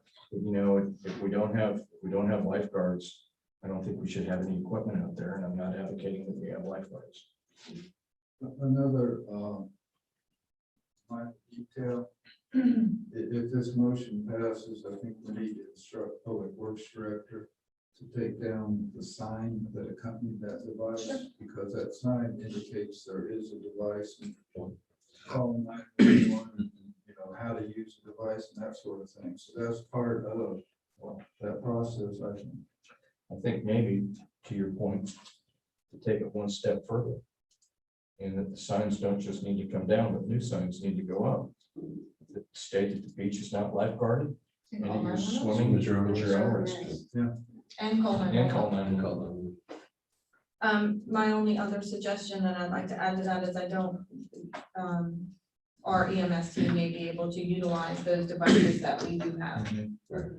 Weren't they given to us by? They were the Rotary, Yeah, so we Rotary. need to follow back. up. Well, I think Emerald Isle, a group out of Emerald Isle had a big push, and that's how they funded them in Emerald Isle, so we use that same concept here. Well, they came and pitched it to us, They as I did. recall. They came and, yeah. So So we have a motion, we have a second, we've had discussion. Call for the vote. Yeah, let's call roll, please. Alderman Grant, Aye. Alderman Lennon, Aye. Mayor Pro Tem Benson. Aye. Alderman Meyer. Aye. Okay. Resolution for Richard C. Peters, Alderman Lennon. Okay, so we can read again. You do. Everyone knows that Richard's in not really good health. And, Mayor Pro Tem Benson and I discussed, on a couple of occasions along with, preparing to dedicate the park to Richard.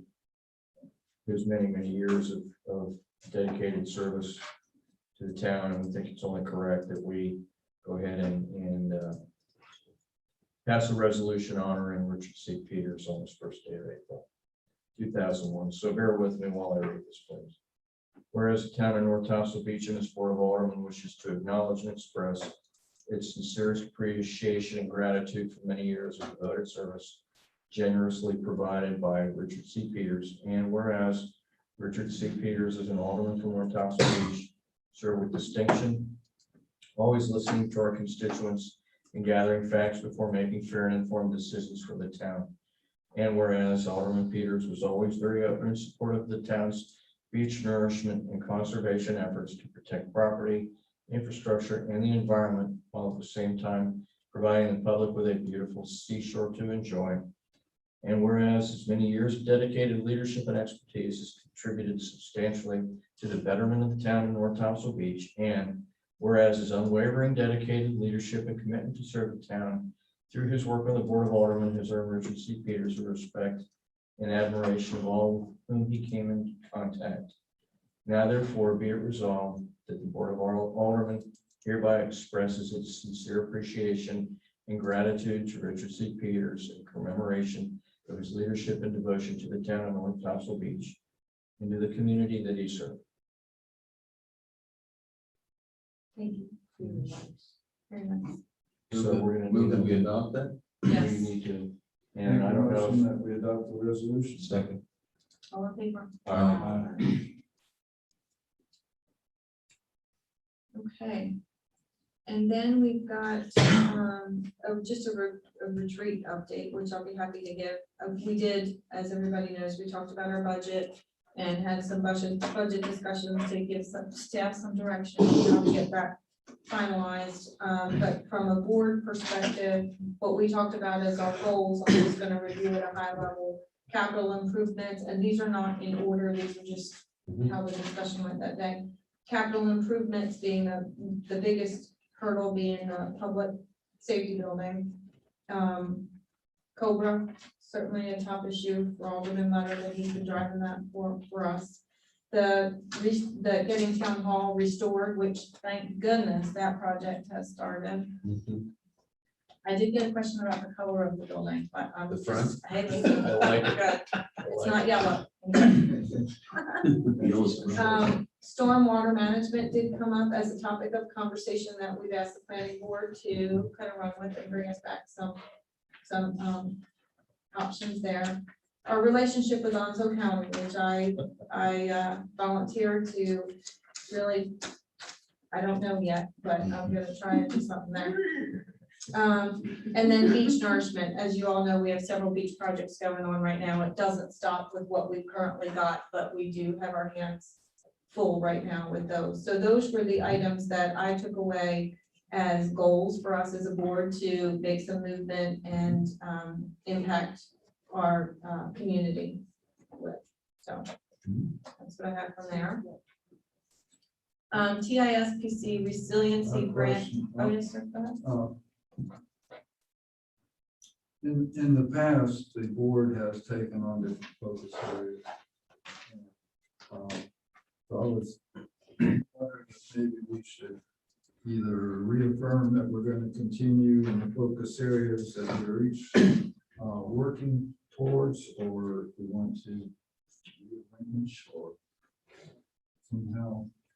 Well, I don't believe Alderman Leonard wants to give up all of his work that he's got in Cobra. I don't think. I got that. Yeah, that one, and But I'm not ready to restate my vows either. So. Yeah, but you also were in the leader for paid parking. Yep, well, Okay. but that seems to be With- running pretty smoothly yeah, now. actually, I think we've kind of handed that one off. Yeah. To the manager and to the Vendor. to the vendor, because, again, the board, the concept is the board sets policy. And I think we set the policy in conjunction with the manager. And now we've handed it off. It's like when plans hand something off to operations and, and it's being executed. So the only other real committee we've got out right now is the Capital Improvements Committee, and I don't think you all are done your work unless you've exhausted yourself. We need to continue. Yeah, thank you. All right. And I've taken ownership of trying to repair or improve the Onset County relationship. Beach nourishment, I believe, is a board. Mhm. It's a Board board policy. item, yeah, and then the town hall and continued storm recovery, I know staff is taking the lead on that. So I think we're okay, Mike. I don't think Susan wants to give up the recreation side. Yeah. and change the recreation. Oh, I forgot to mention that. A little bit. She was a little frustrated with the recreation side of the treatment. Yeah. So, yeah, I think that's good that we reaffirmed our focus areas. Okay.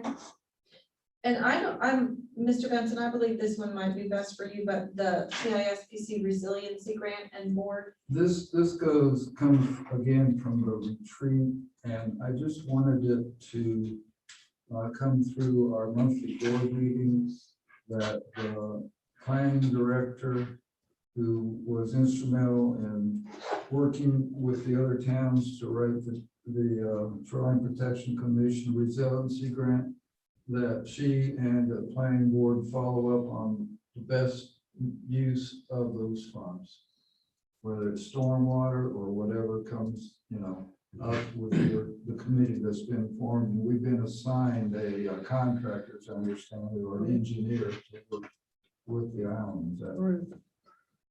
I'm not really sure that the planning board has anything to do with that. No, we talked about that in the retreat. So. Right. So how do we First want one, to help you focus? Do you need to form a separate committee to focus with a bigger committee? What's going to be the mechanism to determine, how we use those grant funds and where it goes? I took the stormwater as a separate issue for the planning board to come back to study and make recommendations to the Board of Aldermen. We're set with, I think, April the 15th or 9th or whatever days on my calendar or your calendar, that Mr. Gilbride and I will be meeting with the contractor through an orientation meeting with the other two towns.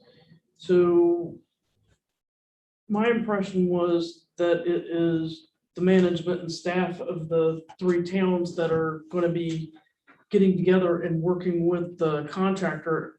And I would imagine that they would be doing a needs assessment. So nothing is, nothing's carved in stone to my knowledge.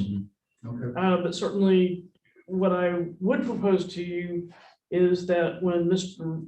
Gilbride and I go to the meeting with the other towns and the contractor, that we report back to the Board of Aldermen and keep you apprised of what they were orienting us towards.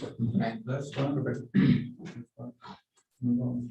Okay, then we're gonna move on to continuing business. I don't believe we need anything else on town hall unless you have any questions or issues. No, I didn't want. Paid parking, we did also cover. Do you have any? Formation of the MSDs. So I know that Mr. Gilbride had some information from the town attorney as to what that process was, but I think we as a board just wanted to talk through here and better understand the timing and when we have to have what by and. Sure. We Well, have that- it also in the attorney's report, we could kind of combine those, Sure. you know, That's fine. would probably be good. I would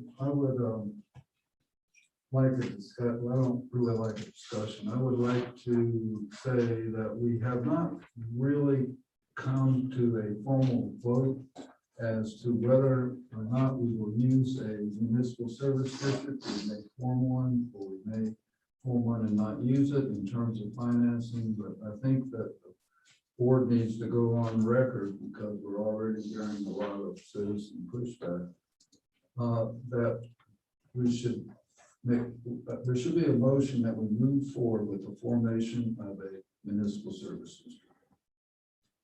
I think there's already been staff direction given. It was just, in my opinion, it was just a consensus at the December meeting. We did not take a vote. You don't have to take a vote to get staff to prepare the report. Now, to actually create it, you're gonna have to pass an ordinance. But we also have to have the public hearing. So could Oh, we start Okay. with just understanding the process? I mean, you can, Mayor Pro Tem Vincent, you can have a vote or make a motion if you'd like. I'm just saying it's not legally required for where we are right now. Right, okay. We're just trying to gather the background and do the legwork up To front, set- so everybody has an understanding of the process And the and training. the time. Okay, I can go through Am I correct here? Yes. Okay. I can go through the skeleton process real That'd be quick, great. okay? Once directed staff is to prepare, and all of this is statutory, it's all driven by the general statutes. Staff is to prepare a report on the proposed district, and that report must contain at least the following: one, a map of the proposed district showing the boundaries of the district. Two, a statement attesting that the proposed district is in need of one or more of the authorized functions or services to a demonstrably greater extent than the rest of the town and meets other required statutory standards. In this particular case, the service provided is beach erosion control and flood and hurricane protection works. Back to what the plan must require.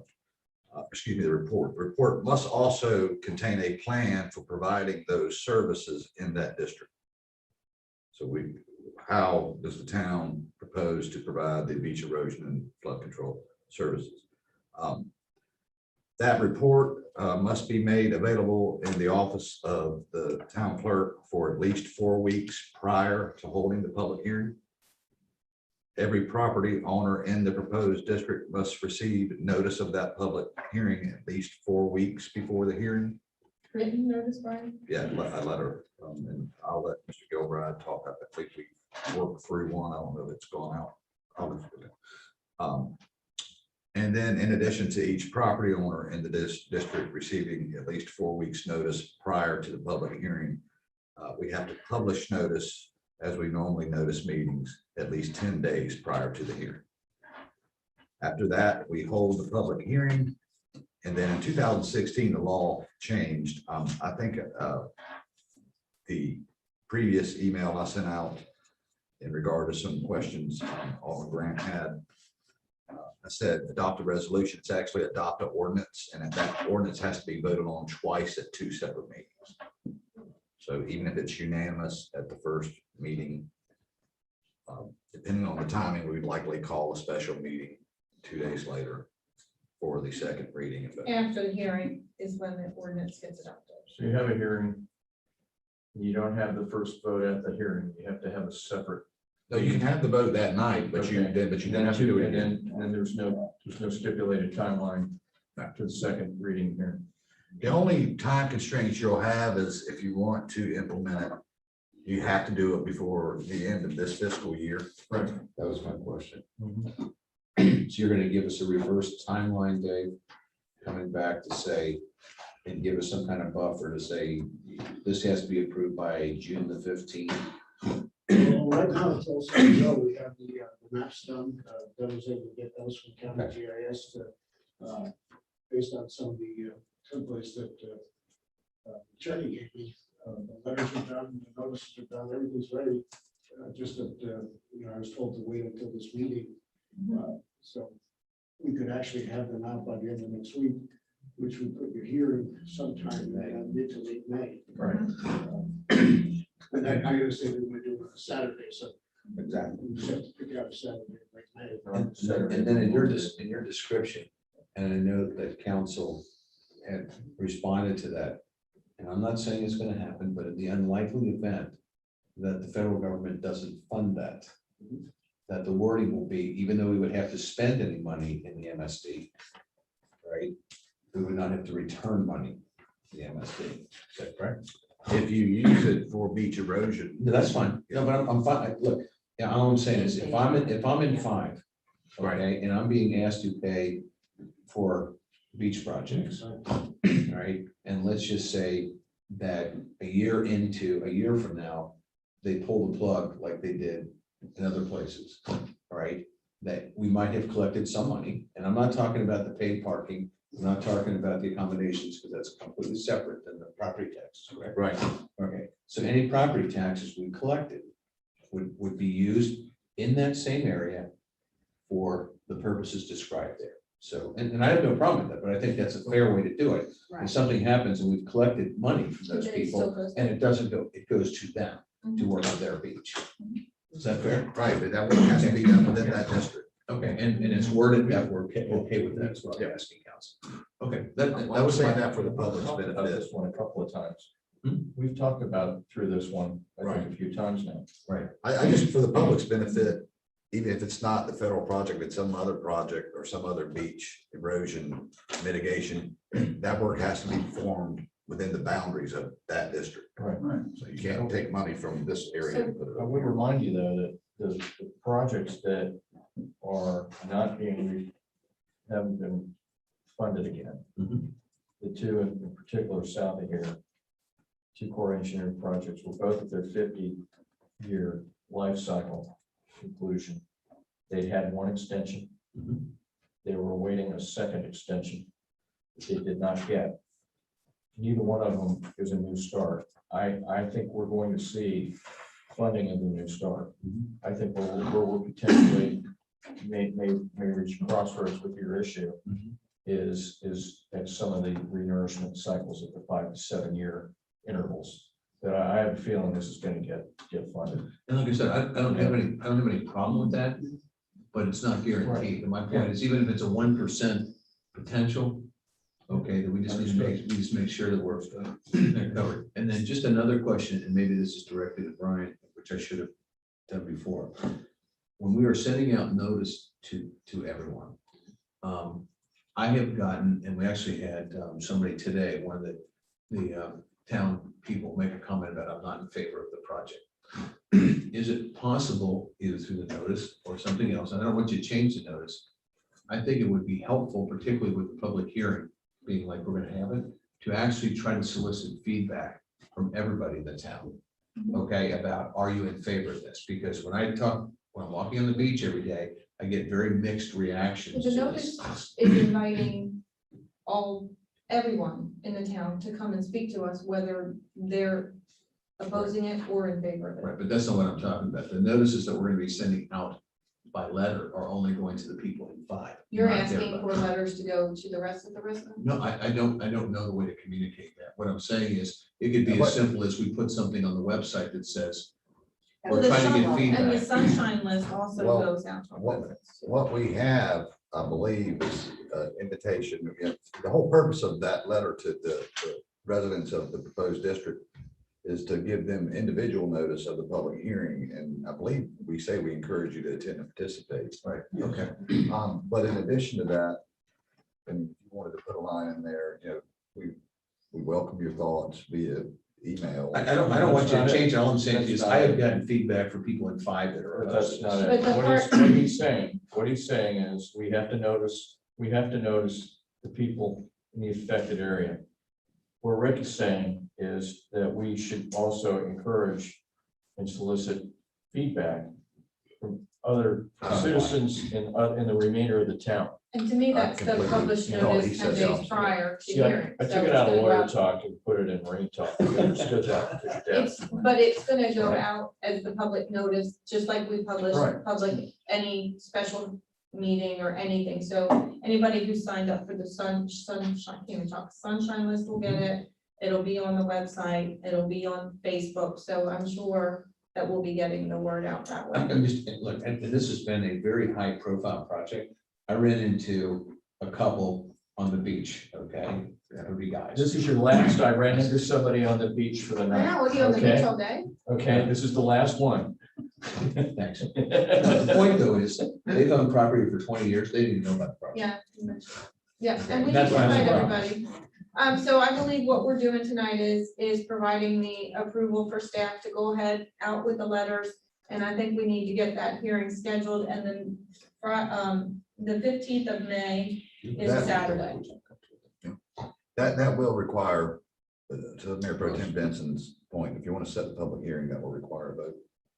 I know, I'm just simply saying that if you want to vote on it, the 15th of May is a Saturday, and I think that that would meet the timeline that we have to work out to get the letters out and still have the time to Got it. notice. Mhm. That's what I was saying, Mhm. because So you want a after that, motion you're to gonna that? start to run into, you know, Do you want, Mayor, do you want me to Yeah, make a let me motion just- on the 15th? let me just, are you comfortable with the 15th being here? That gives us enough time for what we need to do. Okay, then yes, all right. I would like a motion that we set a hearing, public hearing for the MSDs. Right. To be held for the public on the 15th of May, in the specific time set out by the town manager in the notice. I'll second that. Any discussion? All in favor? Aye. Okay, do you need any additional direction from staff? Then you're good? Okay. All right, Mayor Pro Tem, anything that you want to add on capital improvements that we haven't discussed? Yes, I have, I'll try to keep this short. First, on public safety building, I would like us to have a motion to construct a public service building. If we go back to 216, we started a whole process that we've already started just now with our new manager and going back to Becker Morgan.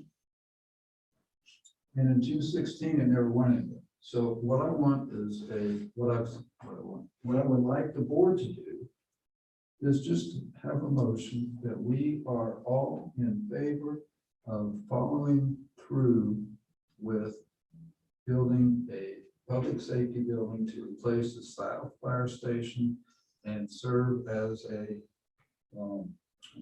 police headquarters, i.e. public safety building. Suggestion. Maybe you need, maybe you want to make a resolution to that effect. Well, would it be a resolution or just affirm that we want? You know, either a resolution or proclamation is more formal. Of course, you can't do it tonight because you don't have it written up, but you know, I like that. I like that direction And as you have well, the because then website, it's too. formal, I like that, it's published, it's signed.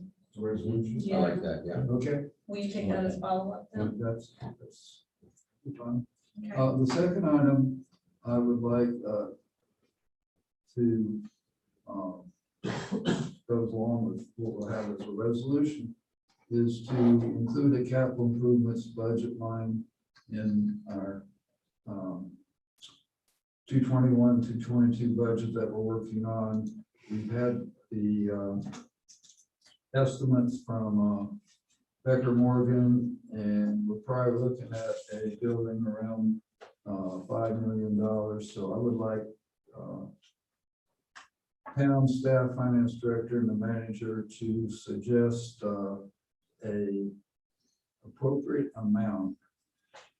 First of all, to establish a capital improvements budget line item in our budget, since we don't have one right now. And secondly, to recommend an amount that should include based on the anticipated financing of the public safety bill. If I could mention that Mr. Carter is going to meet with Caitlin and I on Tuesday. We're setting up the capital improvements budget line item, but what we wanted to talk to him about was the segregation of the funds, not to allow it to just go into Fund 30, but so there's a separate bank account where we can look at it and say, this is that money for that project. So he agreed that one of the things we're going to sit down and work out is how to go about doing that. ask for his advice in terms of amounts as well. Perfect. Yeah, okay. If I could just add one thing, I was gonna follow up on what both of you said in support of it. Two things is, I think we would like, as a capital committee, to get an idea from you, even if we can't start the project for a year, what kind of funding we should do at the front end, which we're talking about.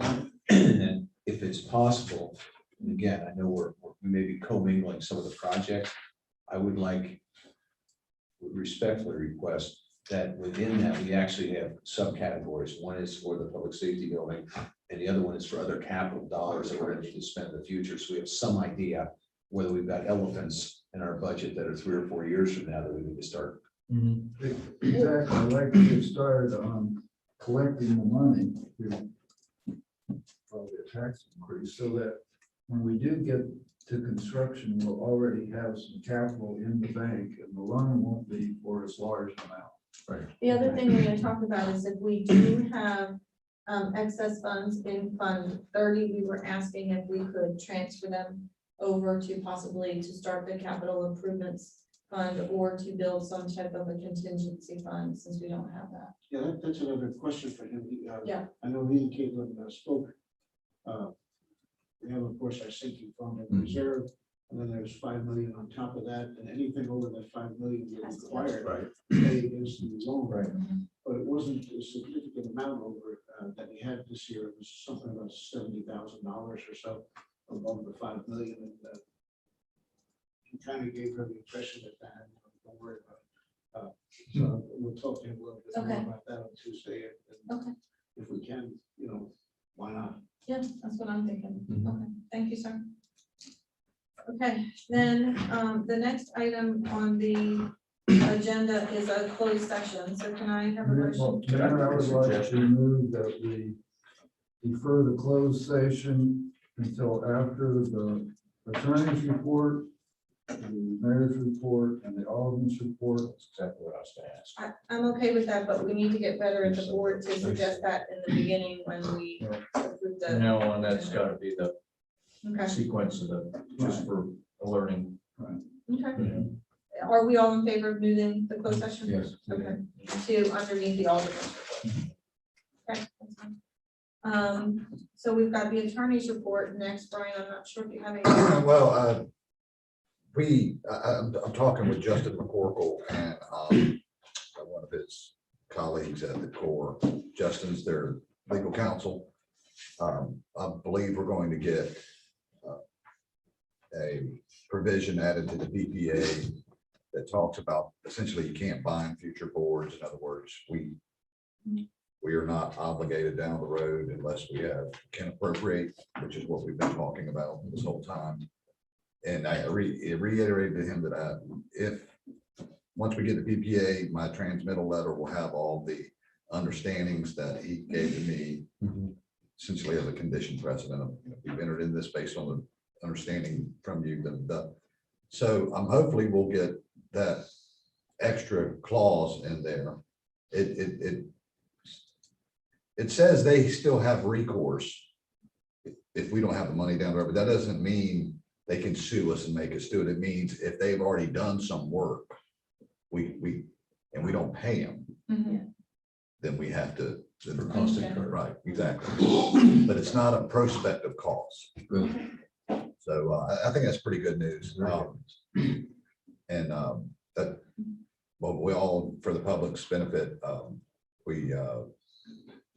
Senator Lazar submitted the charter bill. And he also submitted a bill that would allow the use of state funds for hardened structures. And we're very thankful for his efforts. So far, I'm very impressed with all he's done for us and how open and reachable he is when I reach out to him. So just want the public to know that.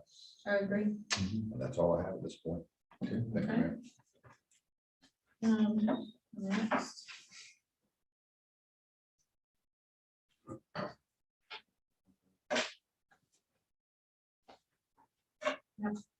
Next. All right, so I just had a couple things.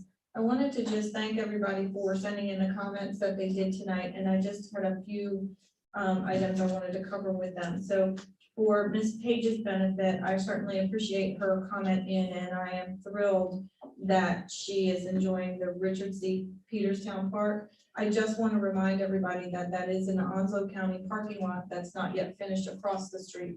So in the future, if she's coming from Steensbury, she will be able to park in that parking lot and not have to pay for her boys to go to the park. So I just wanted to make sure that she knew that. For Ms. Dixon, I know that she hasn't been able to attend the meetings in person as she has so many times over the years because of COVID, and that will be changing. So I'm hoping we'll get to see her soon. But I think that once she actually gets to speak with us and attend the meetings in person, she will see how much of a priority it is for the public safety building that we are pushing to do. So,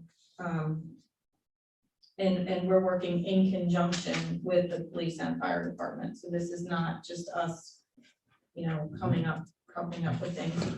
And for Mr. Kugel, I know that we're gonna follow up with the post office regarding the zip code. So I just wanted to thank folks for sending in those comments. I wanted to also thank staff for putting together the work session. I think it was beneficial for us as a board to be able to go through the budgets with the department heads and also to be able to just review what our goals and objectives were for the rest of the year.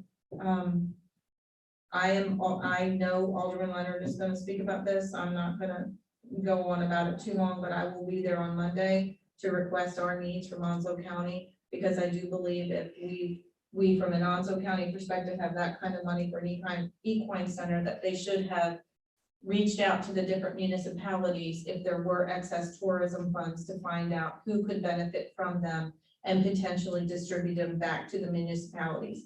That over $1 million that they're spending on that center could really help those folks in phase 5 from a tax increase. So I would just suggest that it's not just your board reaching out to Onslow County, but other folks as well be vocal with the Onslow County commissioners. I personally think we can figure out how to spend our tourism dollars that are earned here, and I would be okay if they were just returned to North Topsail Beach. And again, along with Attorney Eads, I wanted to thank Senator Lazaro as well for everything that he's been doing for us. He truly has been very nice to talk to. He understands North Topsail Beach, he cares, and I believe he's doing his best to try and help us. All right, I am gonna start with Alderman Leonard. Okay, first of happy Easter, everyone. Want to remind everybody, we've got the North Carolina Beach Inlet Waterway Association Spring Conference, April 26th and 27th. As it stands now, we've got the manager, the clerk, Alderman Grant Meyer, and myself, along with our citizen member of the Topsail Island Shoreline Protection Commission, Connie Plettle, attending in person, and the mayor and the mayor pro tem attending remotely. And that's a great turnout for the town. It's and it means a lot to, I think, to Byways to have us that strongly support their efforts.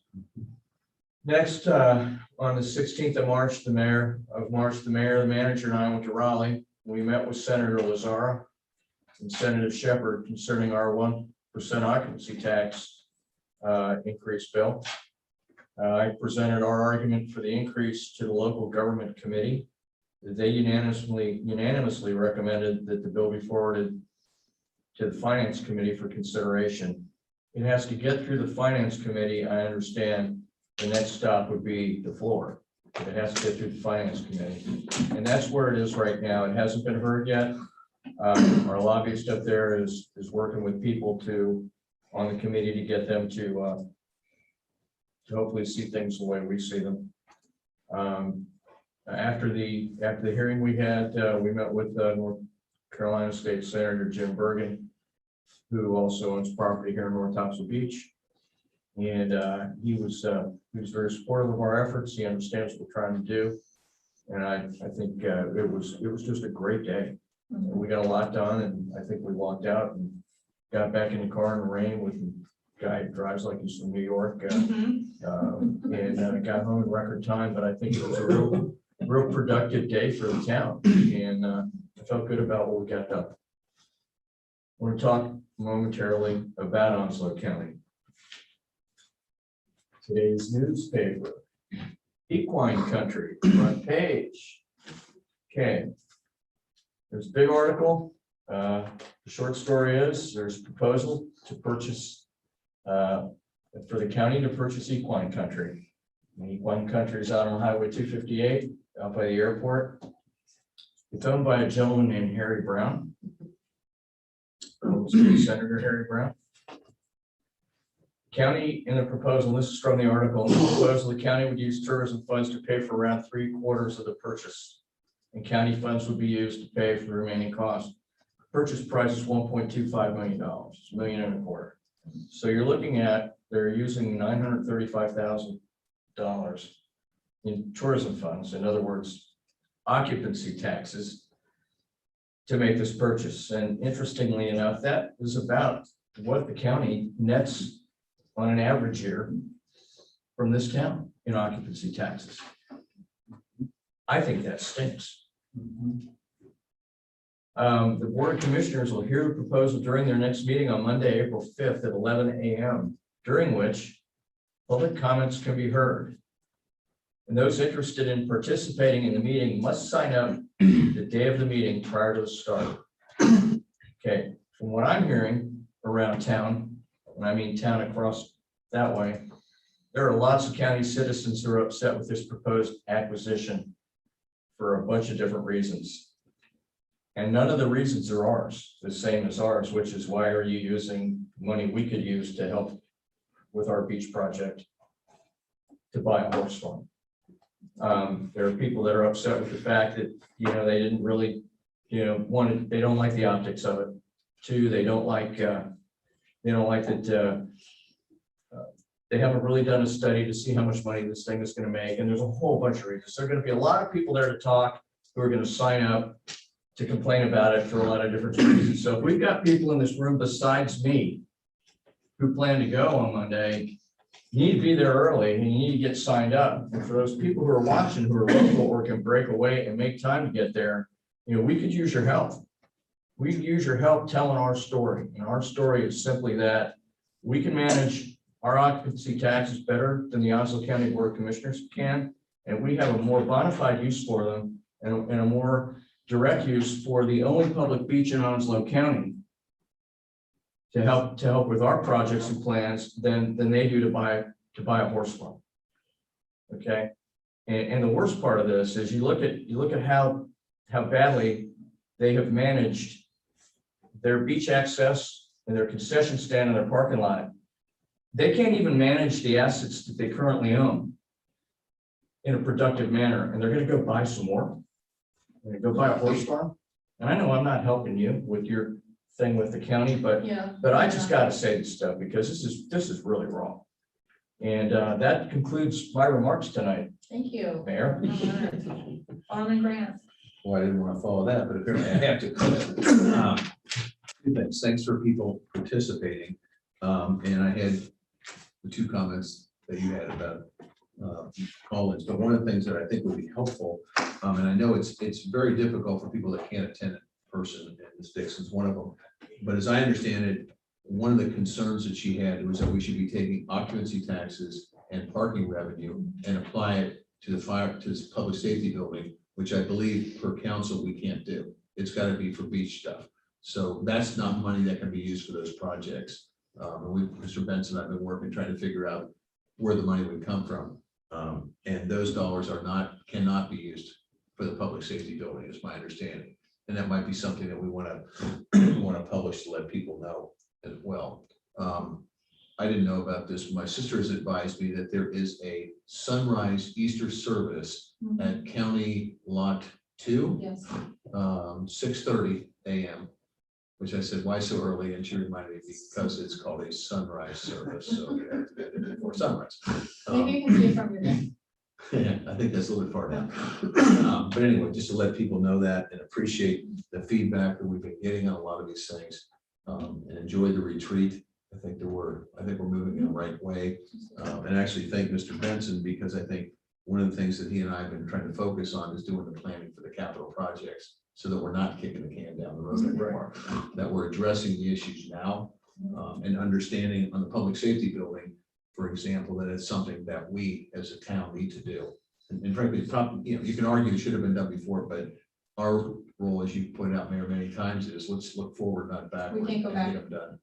And the final thing is, I hope, Dave, that front of the new town building is not going to stay yellow. Oh, gee, we like that too, Tom.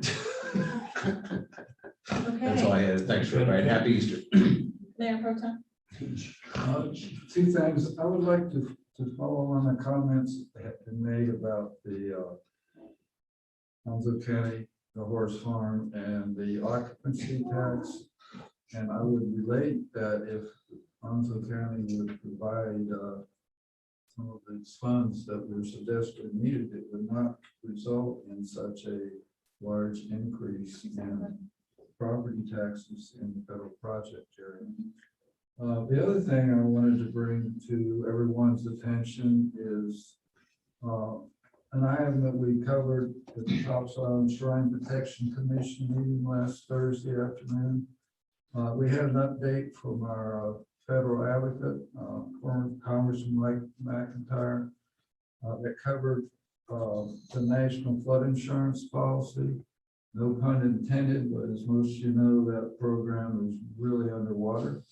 And there is a proposal for something called Risk Rating 2.0, which is a new program that would rate individual properties for their flood insurance premium rather than an average that's being used now.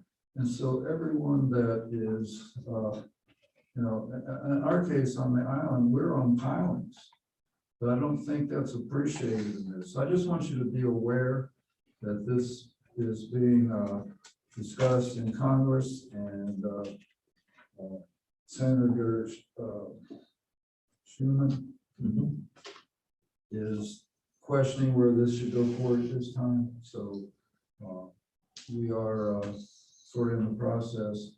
We need to, be aware of it. And if we have a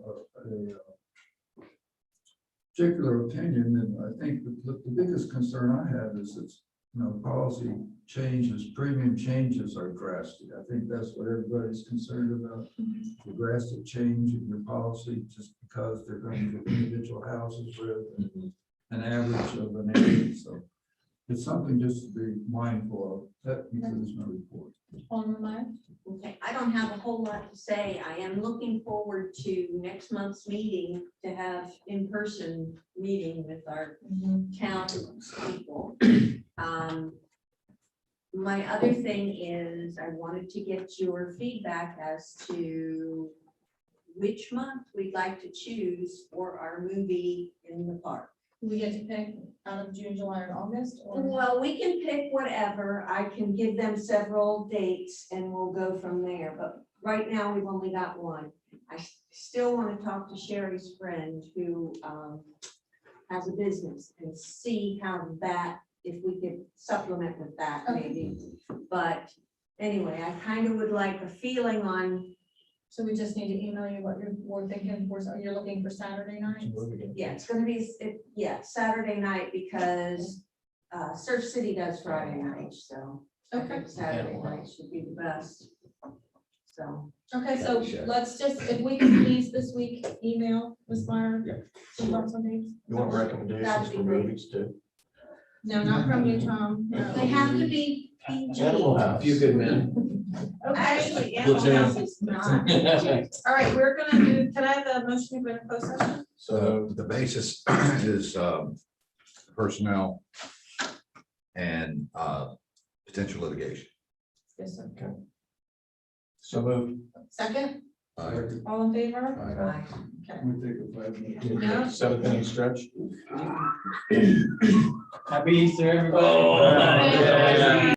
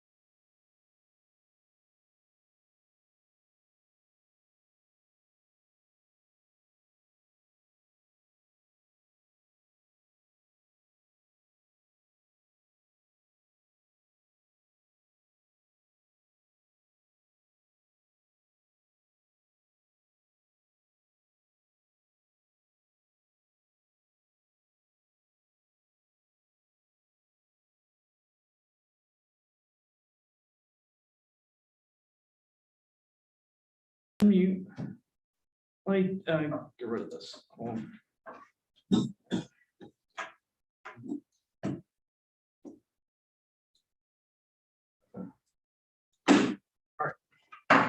Okay, so we are back from closed session. No action was taken in closed session. And what I will do is go around the room and see if there's any motions to be made in open session. I would move that, based upon performance of the town manager, that his salary be increased by 3% and then he receive an addition of 7% bonus for his extraordinary work this year. I'll second that. All in favor? Aye. No additional discussion, right? Okay, then I vote, I do have a motion to adjourn the meeting. So moved. Second. Aye. All in favor? Thank you. Are you really?